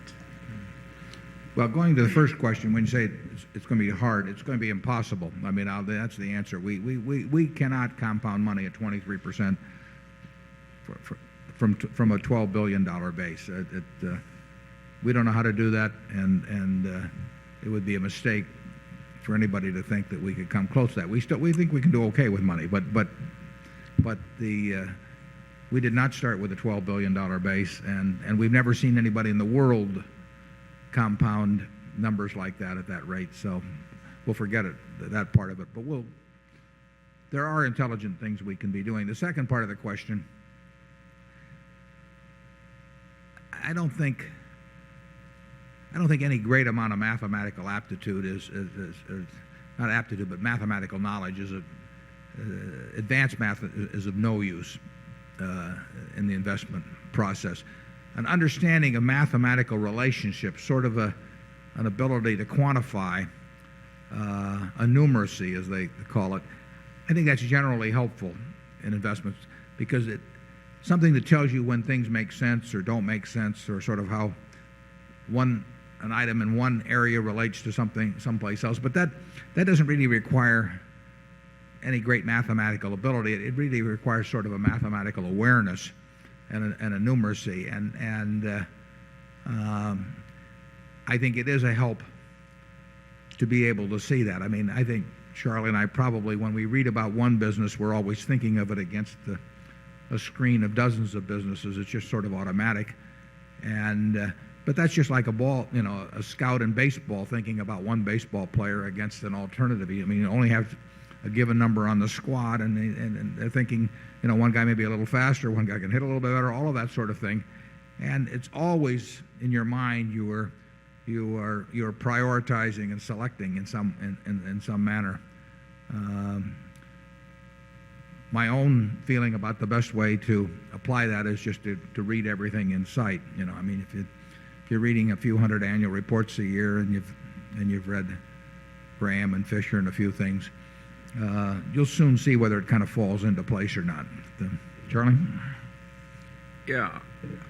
I think the set of numbers, the one set of numbers in America that are the best quick guide to measuring one business against another are the value line numbers. I'd agree with that. That stuff on the log scale paper going back 15 years, that is the best one-shot description of a lot of big businesses that exists in America. I can't imagine anybody being in the investment business involving common stocks without that thing on the shelf.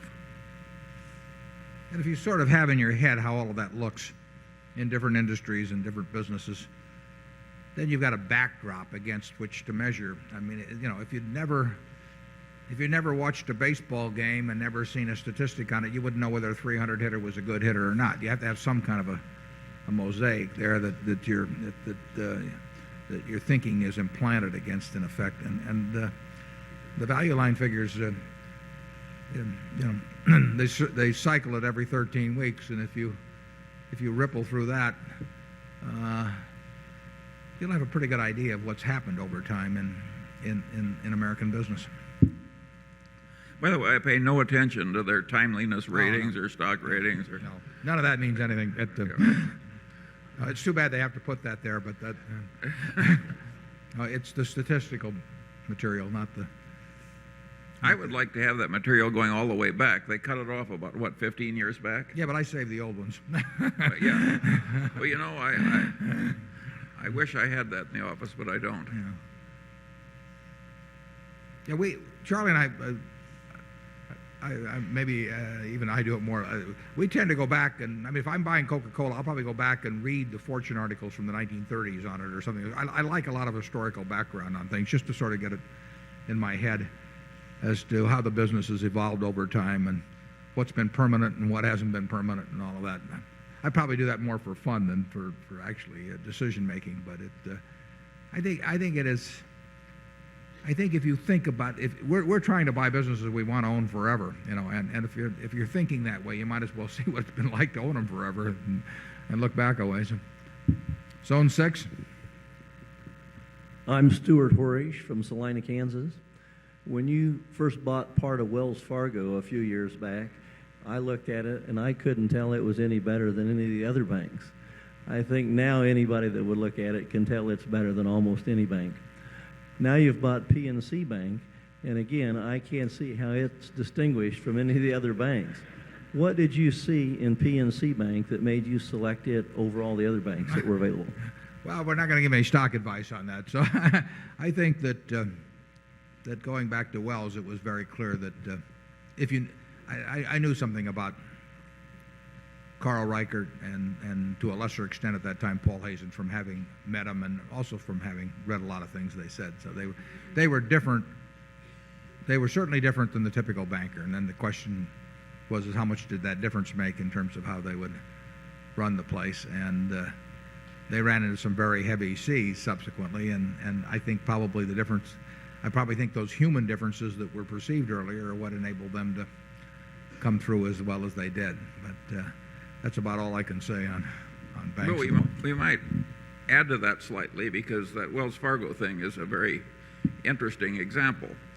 They had a huge concentration of real estate lending, a field in which people took the biggest, there was the biggest collapse in 40 or 50 years in that field.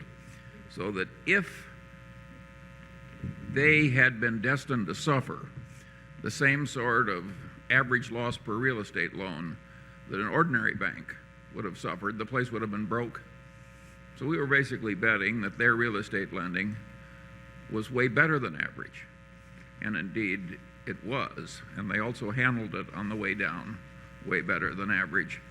So you can argue that everybody else was looking at this horrible concentration of real estate loans and this sea of troubles in the real estate field and in bankers to the real estate field, and they just assumed that Wells Fargo was going to go broke. And we figured, no, that since their loans were way higher quality and their loan collection methods were way higher quality than others, that it would be all right. And so it worked out. Probably couldn't have told that. If we hadn't gone a little further, though, than just looking at numbers, we would not have been able to make that decision. Zone 1. David Carr, Durham, North Carolina. Tam Brands and U.S. Tobacco are two companies which are primarily single-focused product companies that seem to possibly have some barriers to growth in unit sales and pricing, and have employed a strategy of returning cash to shareholders through stock repurchases. Both companies have at times when they thought the stock was at a discount to intrinsic value used debt to accentuate their repurchases. Those companies recently have talked about problems with going into a negative stated shareholders equity position through the use of additional debt to repurchase more shares at a time when both companies believe their stock's very cheap and they appear to have the type of long-term cash flow that would at least allow that. Would you comment on the at least accounting treatment and the stated shareholders equity, and if you think that should be a real concern for management in those areas? What was the first company besides U.S. Tobacco? Tam Brands. Tam Brands? Yes. Yeah, I don't think there's anything magic about whether shareholder equity is positive or negative. The Coca-Cola has a shareholder equity of $5 billion. It has a market value of 75 billion or so. Now, they're not going to do it, and I'm not going to recommend it, but if they were to spend $10 billion buying in their stock, they would have a negative shareholders equity of $5 billion. Their credit would be sound. I mean, if somebody else were to buy the company for $75 billion, they'd have $5 billion of tangible assets and $70 billion of intangible assets. And there is nothing magic about a company having a positive shareholders equity, and it isn't done very often, and I can't even think of a case where it's been done, but it may have been. But I see nothing wrong with a company having a negative shareholders equity, although it may be prohibited by the state in which they're incorporated in terms of repurchasing shares at a time that would produce that. You have to look at the state law on that.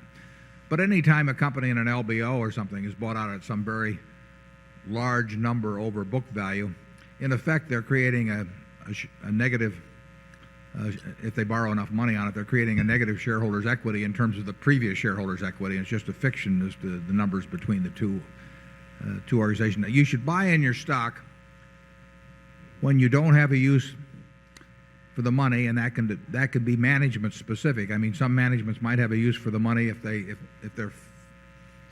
their field of capital allocation were large enough, whereas another management that was more specialized in their own business might not. But once a company has attended to the things that are required or advantageous for the present business, we think reacquisition of stock is a very logical thing to consider, as long as you don't think you're paying more than the intrinsic value of the business in doing it. And obviously, the bigger the discount from intrinsic value, the more compelling that particular use of money is. Charlie? I've got nothing to add. Generally speaking, maybe Coca-Cola can have a negative equity, but I don't think it would be a good idea for General Motors.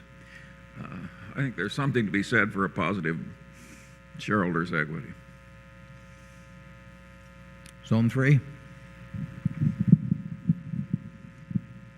Edward Barr, Lexington, Kentucky.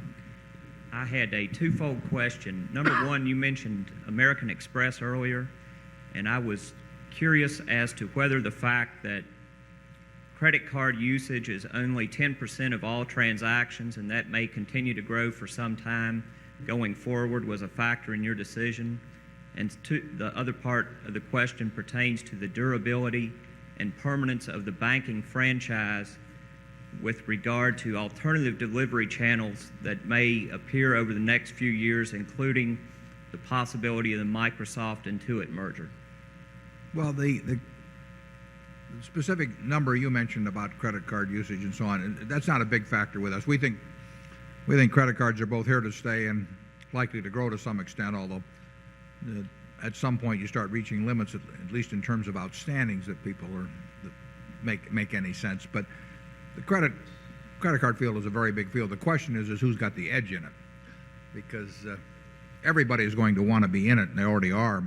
And there are a lot of different ways you can play the game if you're in the credit card business, and you better have some way of playing one part of the game, preferably a large part, but you better have some way of playing one part of the game better than others, or natural capitalistic forces are going to grind you down. I mean, it's a business that people are willing to change their minds about what they do in. I mean, if you offer somebody a credit card that gives them some advantages that don't exist on their earlier card, people are quite willing to shift cards. So you need some kind of an edge in some particular segment of the market. So the growth aspects overall of the market were not a big factor with us. It's really a question of figuring out who's going to win what game and who's going to lose what game. And what was the second question again on that? The second question pertained to the permanence and durability of the banking franchise. Oh, yeah, sure. And whether alternative delivery channels over the next few years may erode the durability of that, including the Microsoft Intuit merger. Well, that's a good question. You're certainly seeing the value of bank branches diminish significantly. It used to be a point of enormous pride with managements, how many branches they had, and it was, often political influence and everything else was called into to obtaining branch permits. And the world will change in banking probably in some very major ways over a 20 or 30-year period. Exactly what players will benefit and which ones will be hurt, is a very tough question. But I would expect.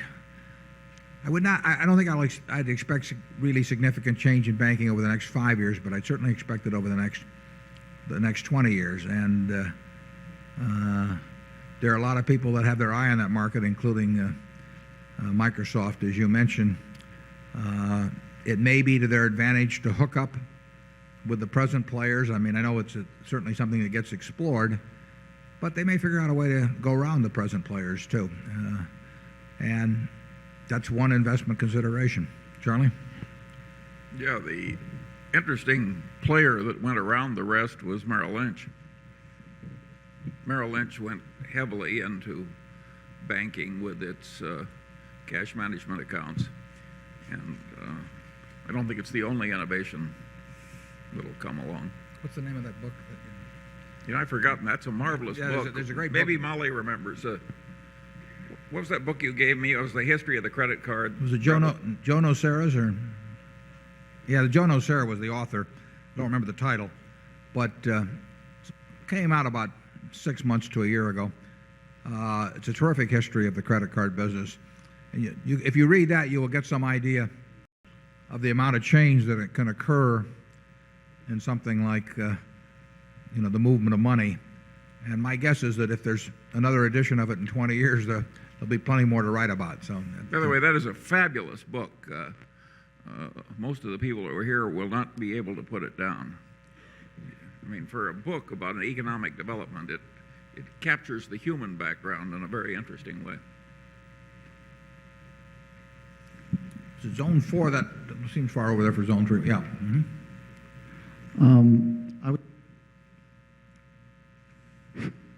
I was Adam Engel from Boulder, Colorado.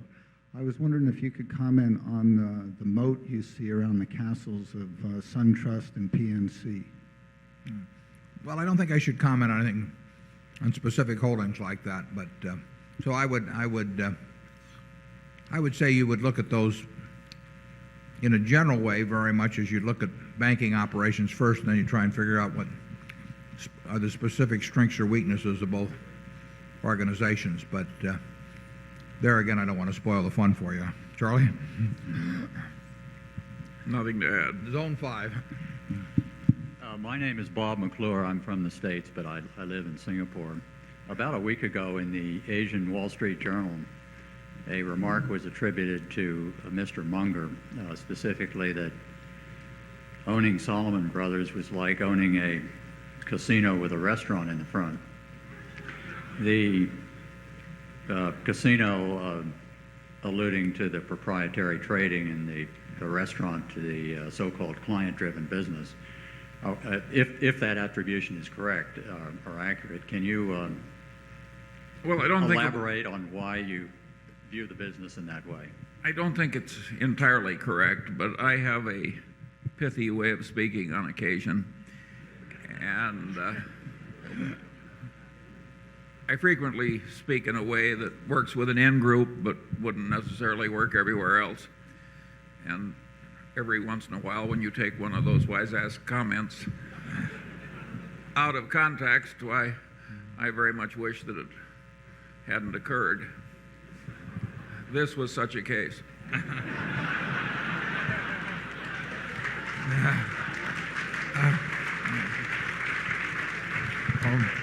It won't stop him in the future, though. Or me. Zone 6. Are we in 5? Which one are we in? Kelly or? Mr. Buffett, I'm Randall Bellows from Chicago, and the two questions I have, since you're answering questions so far afield, are if you were to look at the balance sheet of the United States of America, is the national debt as frightening as that it appears to be? And secondly, in terms of redeployment of capital, if Coca-Cola is such a wonderful investment, has returned so much, why not redeploy some capital in purchasing additional shares of Coca-Cola?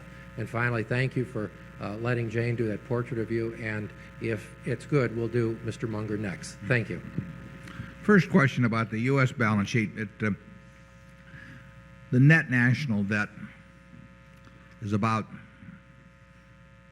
it would be about 60-odd% of GDP. Without counting unfunded pensions. Yeah, but also with a claim on the income, in effect, of future citizens, which was an asset too that you could set up. But that figure I think at the end of World War II may have been, I know it was around at least 125%, may have been 150% or so of GDP. So we have sustained, now the interest rate on that debt was much lower. A lot of it was at 2.9% because that's what savings bonds paid. But that level of debt, which I don't advocate in relation to GDP, turned out to be quite sustainable. And as a matter of fact, it drifted down year after year for a long time until the early 80s when it started rising again. And now it's actually fallen a little bit in the last, the ratio of debt to GDP. There are a lot of measurements of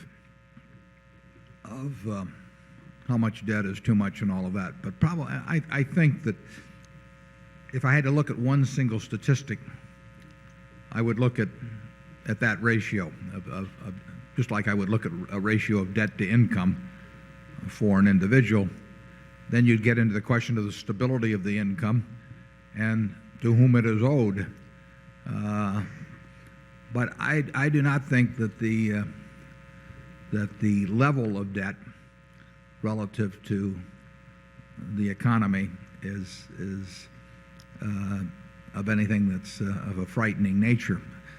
I like the idea of it trending downward a little bit over time rather than trending upward. And if it keeps trending upward, it can get awkward, although I think in Italy it's close to 150% now. And you start getting to 150% and talk 8% interest rates, and you're talking 12% of GDP essentially going to interest.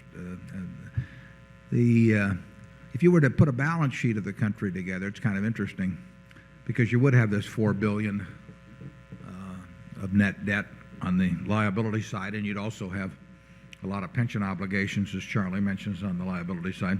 But you got a lot of assets too. You've got a 35% profits interest in all the American corporations. I mean, the government, if it has a 35% tax rate, really owns 35% of the stock of American business. They own a significant part of Berkshire Hathaway. We write them a check every year. We don't write you a check every year, but we write them a check. We plow your earnings back to create more value for their stock, in other words, the taxes they get. You're trying to cheer these people up. But what would you pay to have the right today to receive all the future corporate tax payments made by all the companies in the United States, the discounted value of it? You'd pay a very big number. What would you pay to have a right to take a percentage of the income of every individual that makes more than X in the United States, and also the right to change your percentage as you went along? That's a very big number too. So you've got a very big asset there, and you've got some very big liabilities too. But the country is very solvent, and I would not like to see debt rise at any rapid rate. I wouldn't like to see it rise at all, but I wouldn't like to see it particularly rise at a rapid rate because that sets a lot of things in motion if it's rising as a percentage of GDP. But if you tell me that 20 years from now the national debt will be $10 trillion, but that it'll be the same percentage of GDP, does that alarm me? Not in the least. I mean, so I expect it to increase, and I think there's some arguments why it may be advisable to have it increase, but I don't think it's a good idea to have it take up more and more of your income because that sets a lot of other things in motion. So I welcome what's happened in the last couple of years, which is to see it decrease modestly from the trend that existed the previous 10 or 12 years. Charlie? Well, generally, I think that you're right that it isn't all bad, and to the extent that it is bad, a great nation with a capitalistic economy will stand quite a bit of abuse from the political side. It's a damn good thing, too, because I don't think we should be terribly discouraged. If there's anything that's really going to do the country in, it'll be what I call a Serpico effect, where you start rewarding what you don't want more of, and it then just grows and grows and grows. Yeah, but I don't think that's necessarily a bad fiscal result. It's just a bad result. Berkshire owes $700 or $800 million or whatever it is now in debt, and then we have another $3 billion some afloat. But, you know, those numbers would have sounded very big to me 25 years ago, and yet, you know, we're one of the most conservatively financed operations you'll find. 10 years from now, we may owe more money, and it may be a smaller percentage still. I mean, you can't talk about debt levels without relating it to the ability to pay debt. And this country is probably in better financial shape now than it was in 1947. Zone 1. But there was there a second question I didn't answer on that? Or not? Oh, in terms of repurchasing shares, right. No, you said, why don't we buy more? Well, we think about it. We did, not long Yeah, we ago. did. We bought more last year, and it's not a bad measuring stick against buying other things. I would not rule out Berkshire buying more. I don't have any plans to do it right now, but I wouldn't rule that out at all, because if I'm going to look at another business, I will say, you know, why would I rather have this than more Coca-Cola? Well, there he's saying something that is very useful to practically any investor when he said, use this as a measuring stick in terms of buying other things. For an ordinary individual, the best thing you have easily available is your measuring stick. If the new thing isn't better than what you already know is available that hasn't met your threshold, then that screens out, 99% of what you see, and it's an enormous thought conserver, and it is not taught in the business schools by and large. No, and that's why we think it's slightly nuts when big institutions decide, because everybody else is doing it, to put 4% of their money in international equities or 3% in emerging growth country, some damn thing like that. I mean, the only reason to put the money in there is if they measured it against what they're already doing. And if they measured it against what they're already doing and they think it's a screamingly good idea to leave 97% in the other place and put 3% in, I mean, it just doesn't make any sense whatsoever. But it's what committees are talked to about and what keeps investment managers going to conferences and everything. So they're deliberately using a technique that takes away the best mental tool they have. You can say this is nuts, and you're right. And I think Nietzsche said it pretty well when he said he laughed at the man who thought he could walk better because he had a lame leg. I mean, they literally are blinding themselves. And then they're teaching our children how to do this in our own business schools. Very interesting, don't you think? And what all Warren says is, deciding whether to do something, just compare the best opportunity you have. If that one is better and you're not taking it, why would you do this?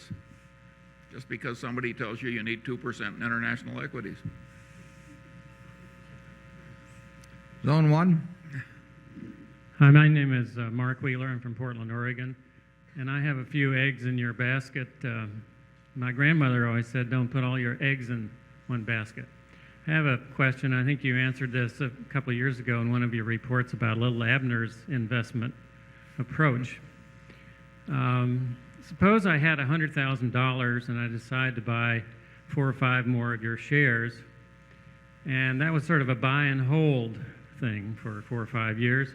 And also I have a money manager. I've already got one, and he does pretty well, 10, 15%, but he churns the assets all the time. Every time I turn around, all this mailbox full of paperwork.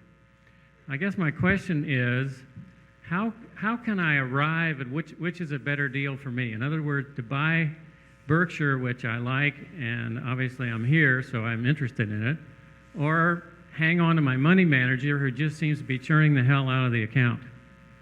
Well, it's better than have a broker churn the hell out of the account. He's got a little less incentive if he's getting a management fee. But I can't answer your question as to which decision you should make in that case. But I would say that if you're right in the sense that if you buy Berkshire, you should only think about buying it for a very long period of time. I mean, we have no idea what Berkshire is going to do, either intrinsically or in the market in the next year. And we care about the intrinsic part of it. We don't care about the market aspect. We do care about building intrinsic value. And in the end, we don't think, when we own Berkshire, we don't think of all our eggs being in one basket. I mean, because we have got a lot of good businesses. But if you're talking about some, lightning from someplace, the huge liability suit or something like that hitting one corporate entity, we're one corporate entity. But if you think about it in terms of the business risk implicit in an entity, we have a lot of different good businesses. In fact, we probably have as decent a collection of good businesses as any company I can think of. But your money manager will also undoubtedly have the advantage of working probably with smaller sums too, and that gives him a bigger universe of opportunity. We're not set up tax-wise perfectly as compared to an individual working with their own capital. We're set up tax-wise fine for somebody who's going to sort of own it forever, but we're not set up tax-wise as well for somebody who's going to own it a year or something of the sort. Charlie, Nothing to add. Zone what? Oh, back there? I don't think it's on. Okay. I'm Jeff Johnson. I'm grateful to be here from Tulsa, Oklahoma. I have two questions. First, I was hoping you could explain or offer an opinion as to why investors in property casualty insurance companies are willing to accept traditionally below average type of returns. Second question relates to an answer you gave me yesterday, that being that intuition or gut feeling has nothing to do in making investment decisions. I was wondering if there is anything subjective in yours and Mr. Munger's assessment of whether or not you like someone, and how it is that you determine whether or not you like the lord of the castle. Well, I don't know, Charlie, do you want to answer that second part? Well, we spoke about agency costs, and there are two different kinds of agency costs. One, the guy favors himself at the expense of the shareholders, and the other is he does foolish things, or he's not trying to favor himself, he just is foolish by nature. Either way, it's very costly to you as the shareholder. So you have to judge those two aspects of human character, and they're terribly important. And on the other hand, there are some good businesses so good that they'll easily stand a lot of folly in the managerial suite. And much as we like perfect people, I don't think we've always invested with them. But generally, we like people who are candid. We can usually tell when somebody's dancing around something, or when the reports are essentially a little dishonest or biased or something. And it's just a lot easier to operate with people that are candid. And we like people that are smart. And I don't mean geniuses, and we like people who are focused on the business. It's not real complicated, but we generally, there may be a whole bunch of people in the middle that we don't really have any feeling on one way or the other, and then we see some that we know we don't want to be associated with, and some that we know we very much enjoy being associated with. Averaged out, we've been very fortunate. Very lucky. And your other question, you said, why is it that these investors accept below average results? Well, in the nature of things, approximately half the investors are going to get below average results. They didn't exactly accept it in advance, it's just the way it turned out. And the money tends to be fairly captive once it's in a company. I mean, it takes a lot.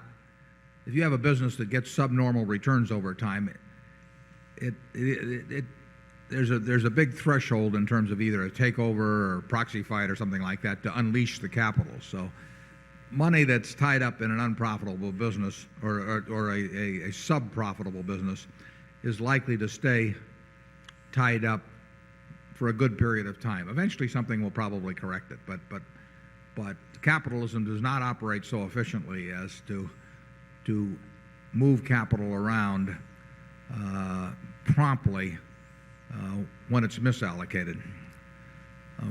We are in a better position to do that when Berkshire owns a company, and obviously we're in no position to do it because it involves something we don't want to do if we own it through some other enterprise. We just sell to somebody else who takes our chair at the table, in effect. Zone 3. Hi, Philip King from San Francisco. I've got another question about valuation. More specifically, the relation of PEs to interest rates. I understand that you don't want to lay down a rigid formula for valuation, but I also know that you don't want people to think that a multiple of 20 times earnings is cheap or a multiple of 5 times earnings is expensive. Benjamin Graham, he devised a central value theory that valued the average stock at an earnings yield that's about a third above bond yields. In other words, that would work out to maybe 11 times earnings currently.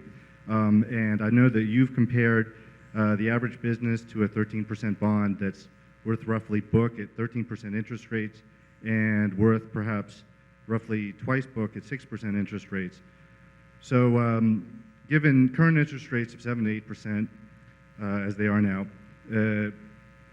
that would tend to imply that stocks are worth perhaps 12 to 13 times earnings. And yet the acquisitions that I've seen in the private market have gone out at more like 17 to 20 times earnings.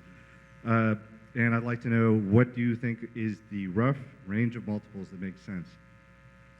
Yeah, well, it isn't a multiple of today's earnings that is primarily determinant of things. We bought our Coca-Cola, for example, in 1988 and 89 on this stock at a price of $11 a share, which as low as 9, as high as 13, but it averaged about $11. And it'll earn, we'll say, most estimates are between $2.30 and $2.40 this year. So that's under 5 times this year's earnings, but it was a pretty good sized multiple back when we bought it. It's the future that counts. It's like what I wrote there, what Wayne Gretzky says, to go where the puck is going to be, not where it is. So the current multiple interacts with the reinvestment of capital and the rate at which that capital is invested to determine the attractiveness of something now. And we are affected in that valuation process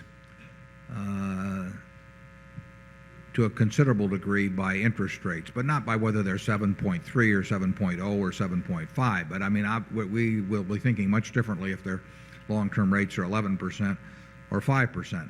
And but we don't have any magic multiples in mind. We're thinking we want to be in the business that 10 years from now is earning a whole lot more money than it is now, and that we will still feel good about the prospects of the business at that time.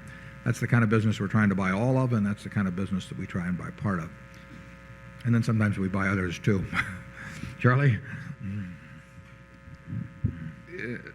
We don't do any of that rigid formulaic stuff. There's a general framework that you can call a formula in our mind, but we also don't kid ourselves that we know so much about the specifics that we would actually make a calculation in terms of the equation.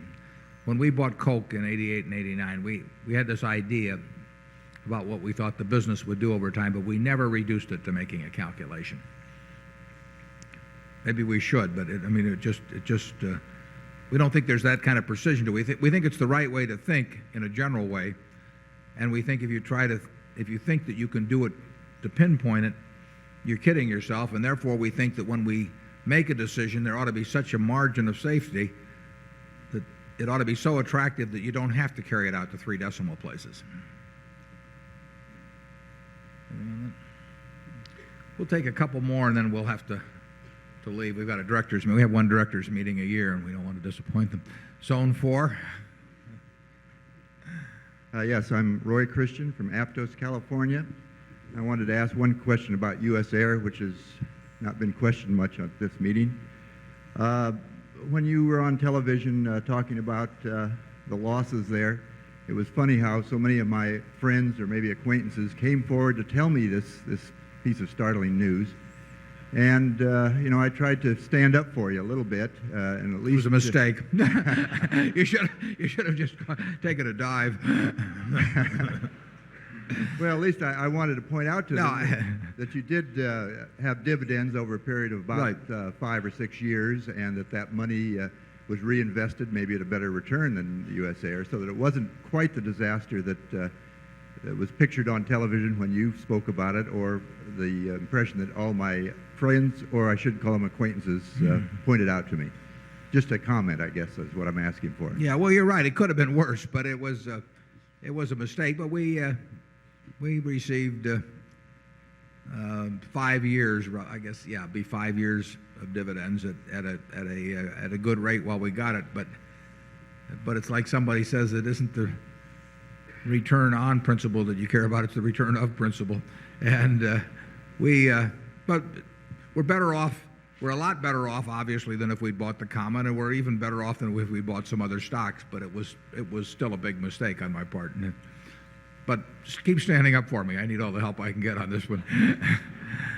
Zone 5. Hi, I'm Chris Stavru from New York. Charlie, in addition to the book that you mentioned on credit cards, are there any other books you have been reading that you'd recommend to us? And Warren, are there any books that you have been reading that you'd recommend? I know you're a fan of Bertrand Russell. Any favorite one or two of his books? It's been a long time since I read those, though. I mean, I read a lot of Russell, but I did that a lot. He hasn't written much in the last 10 or 15 years. Charlie? There's a textbook which is called, I think, Judgment in Managerial Decision Making. And it's used in some of the business schools, and it's actually quite a good book. It's not sprightly, it's not written in a sprightly way that makes it fun to read, but there's a lot of wisdom in it. It's something like Braverman, but it's Judgment in Managerial Decision Making. Since taking up computer bridge, which is 10 hours a week, it's really screwed up my reading. It's a lot of fun, though. Zone 6, take a couple more and then we'll... Yes, I'm Dick Layton from Rockford, Illinois. This is the first annual meeting that I've attended, and it's been very beneficial to me. I've been extremely impressed with the number of people here, but even more so with the number of young people who have come. And I would like very much to be able to bring my grandchildren as shareholders, but I find it difficult to get shares into their hands with the current per unit value. That's the nicest introduction to the stock split question we've had. It really is, too. I thought you would appreciate that. Obviously, you understand the question. I understand the position you've taken over the years and the fact that it adds no value to make the split. In this case, however, it could be a tax savings to many of us who would like to get stock shares into the hands of other family members. Should I just go to work on my congressman to change the tax code, or would you consider a change? Well, that's a very valid question, and there's certainly a couple of areas, one of which you've just mentioned, and I had someone else mention to me that they had their Berkshire in an IRA account, and now they were getting into the mandatory payout arrangement, and it didn't work well in terms of using the Berkshire, although I think they could sell it and then pay out a percentage of it. But there are certain aspects, primarily of gifting, where it is anywhere from awkward to disadvantageous to have the price per share on a stock that exists with Berkshire. And we're aware of it. We've thought about it, and we've got our own personal situations even sometimes that are involved in that. I've got one in the family that which we've figured out ways around. The disadvantage, of course, is that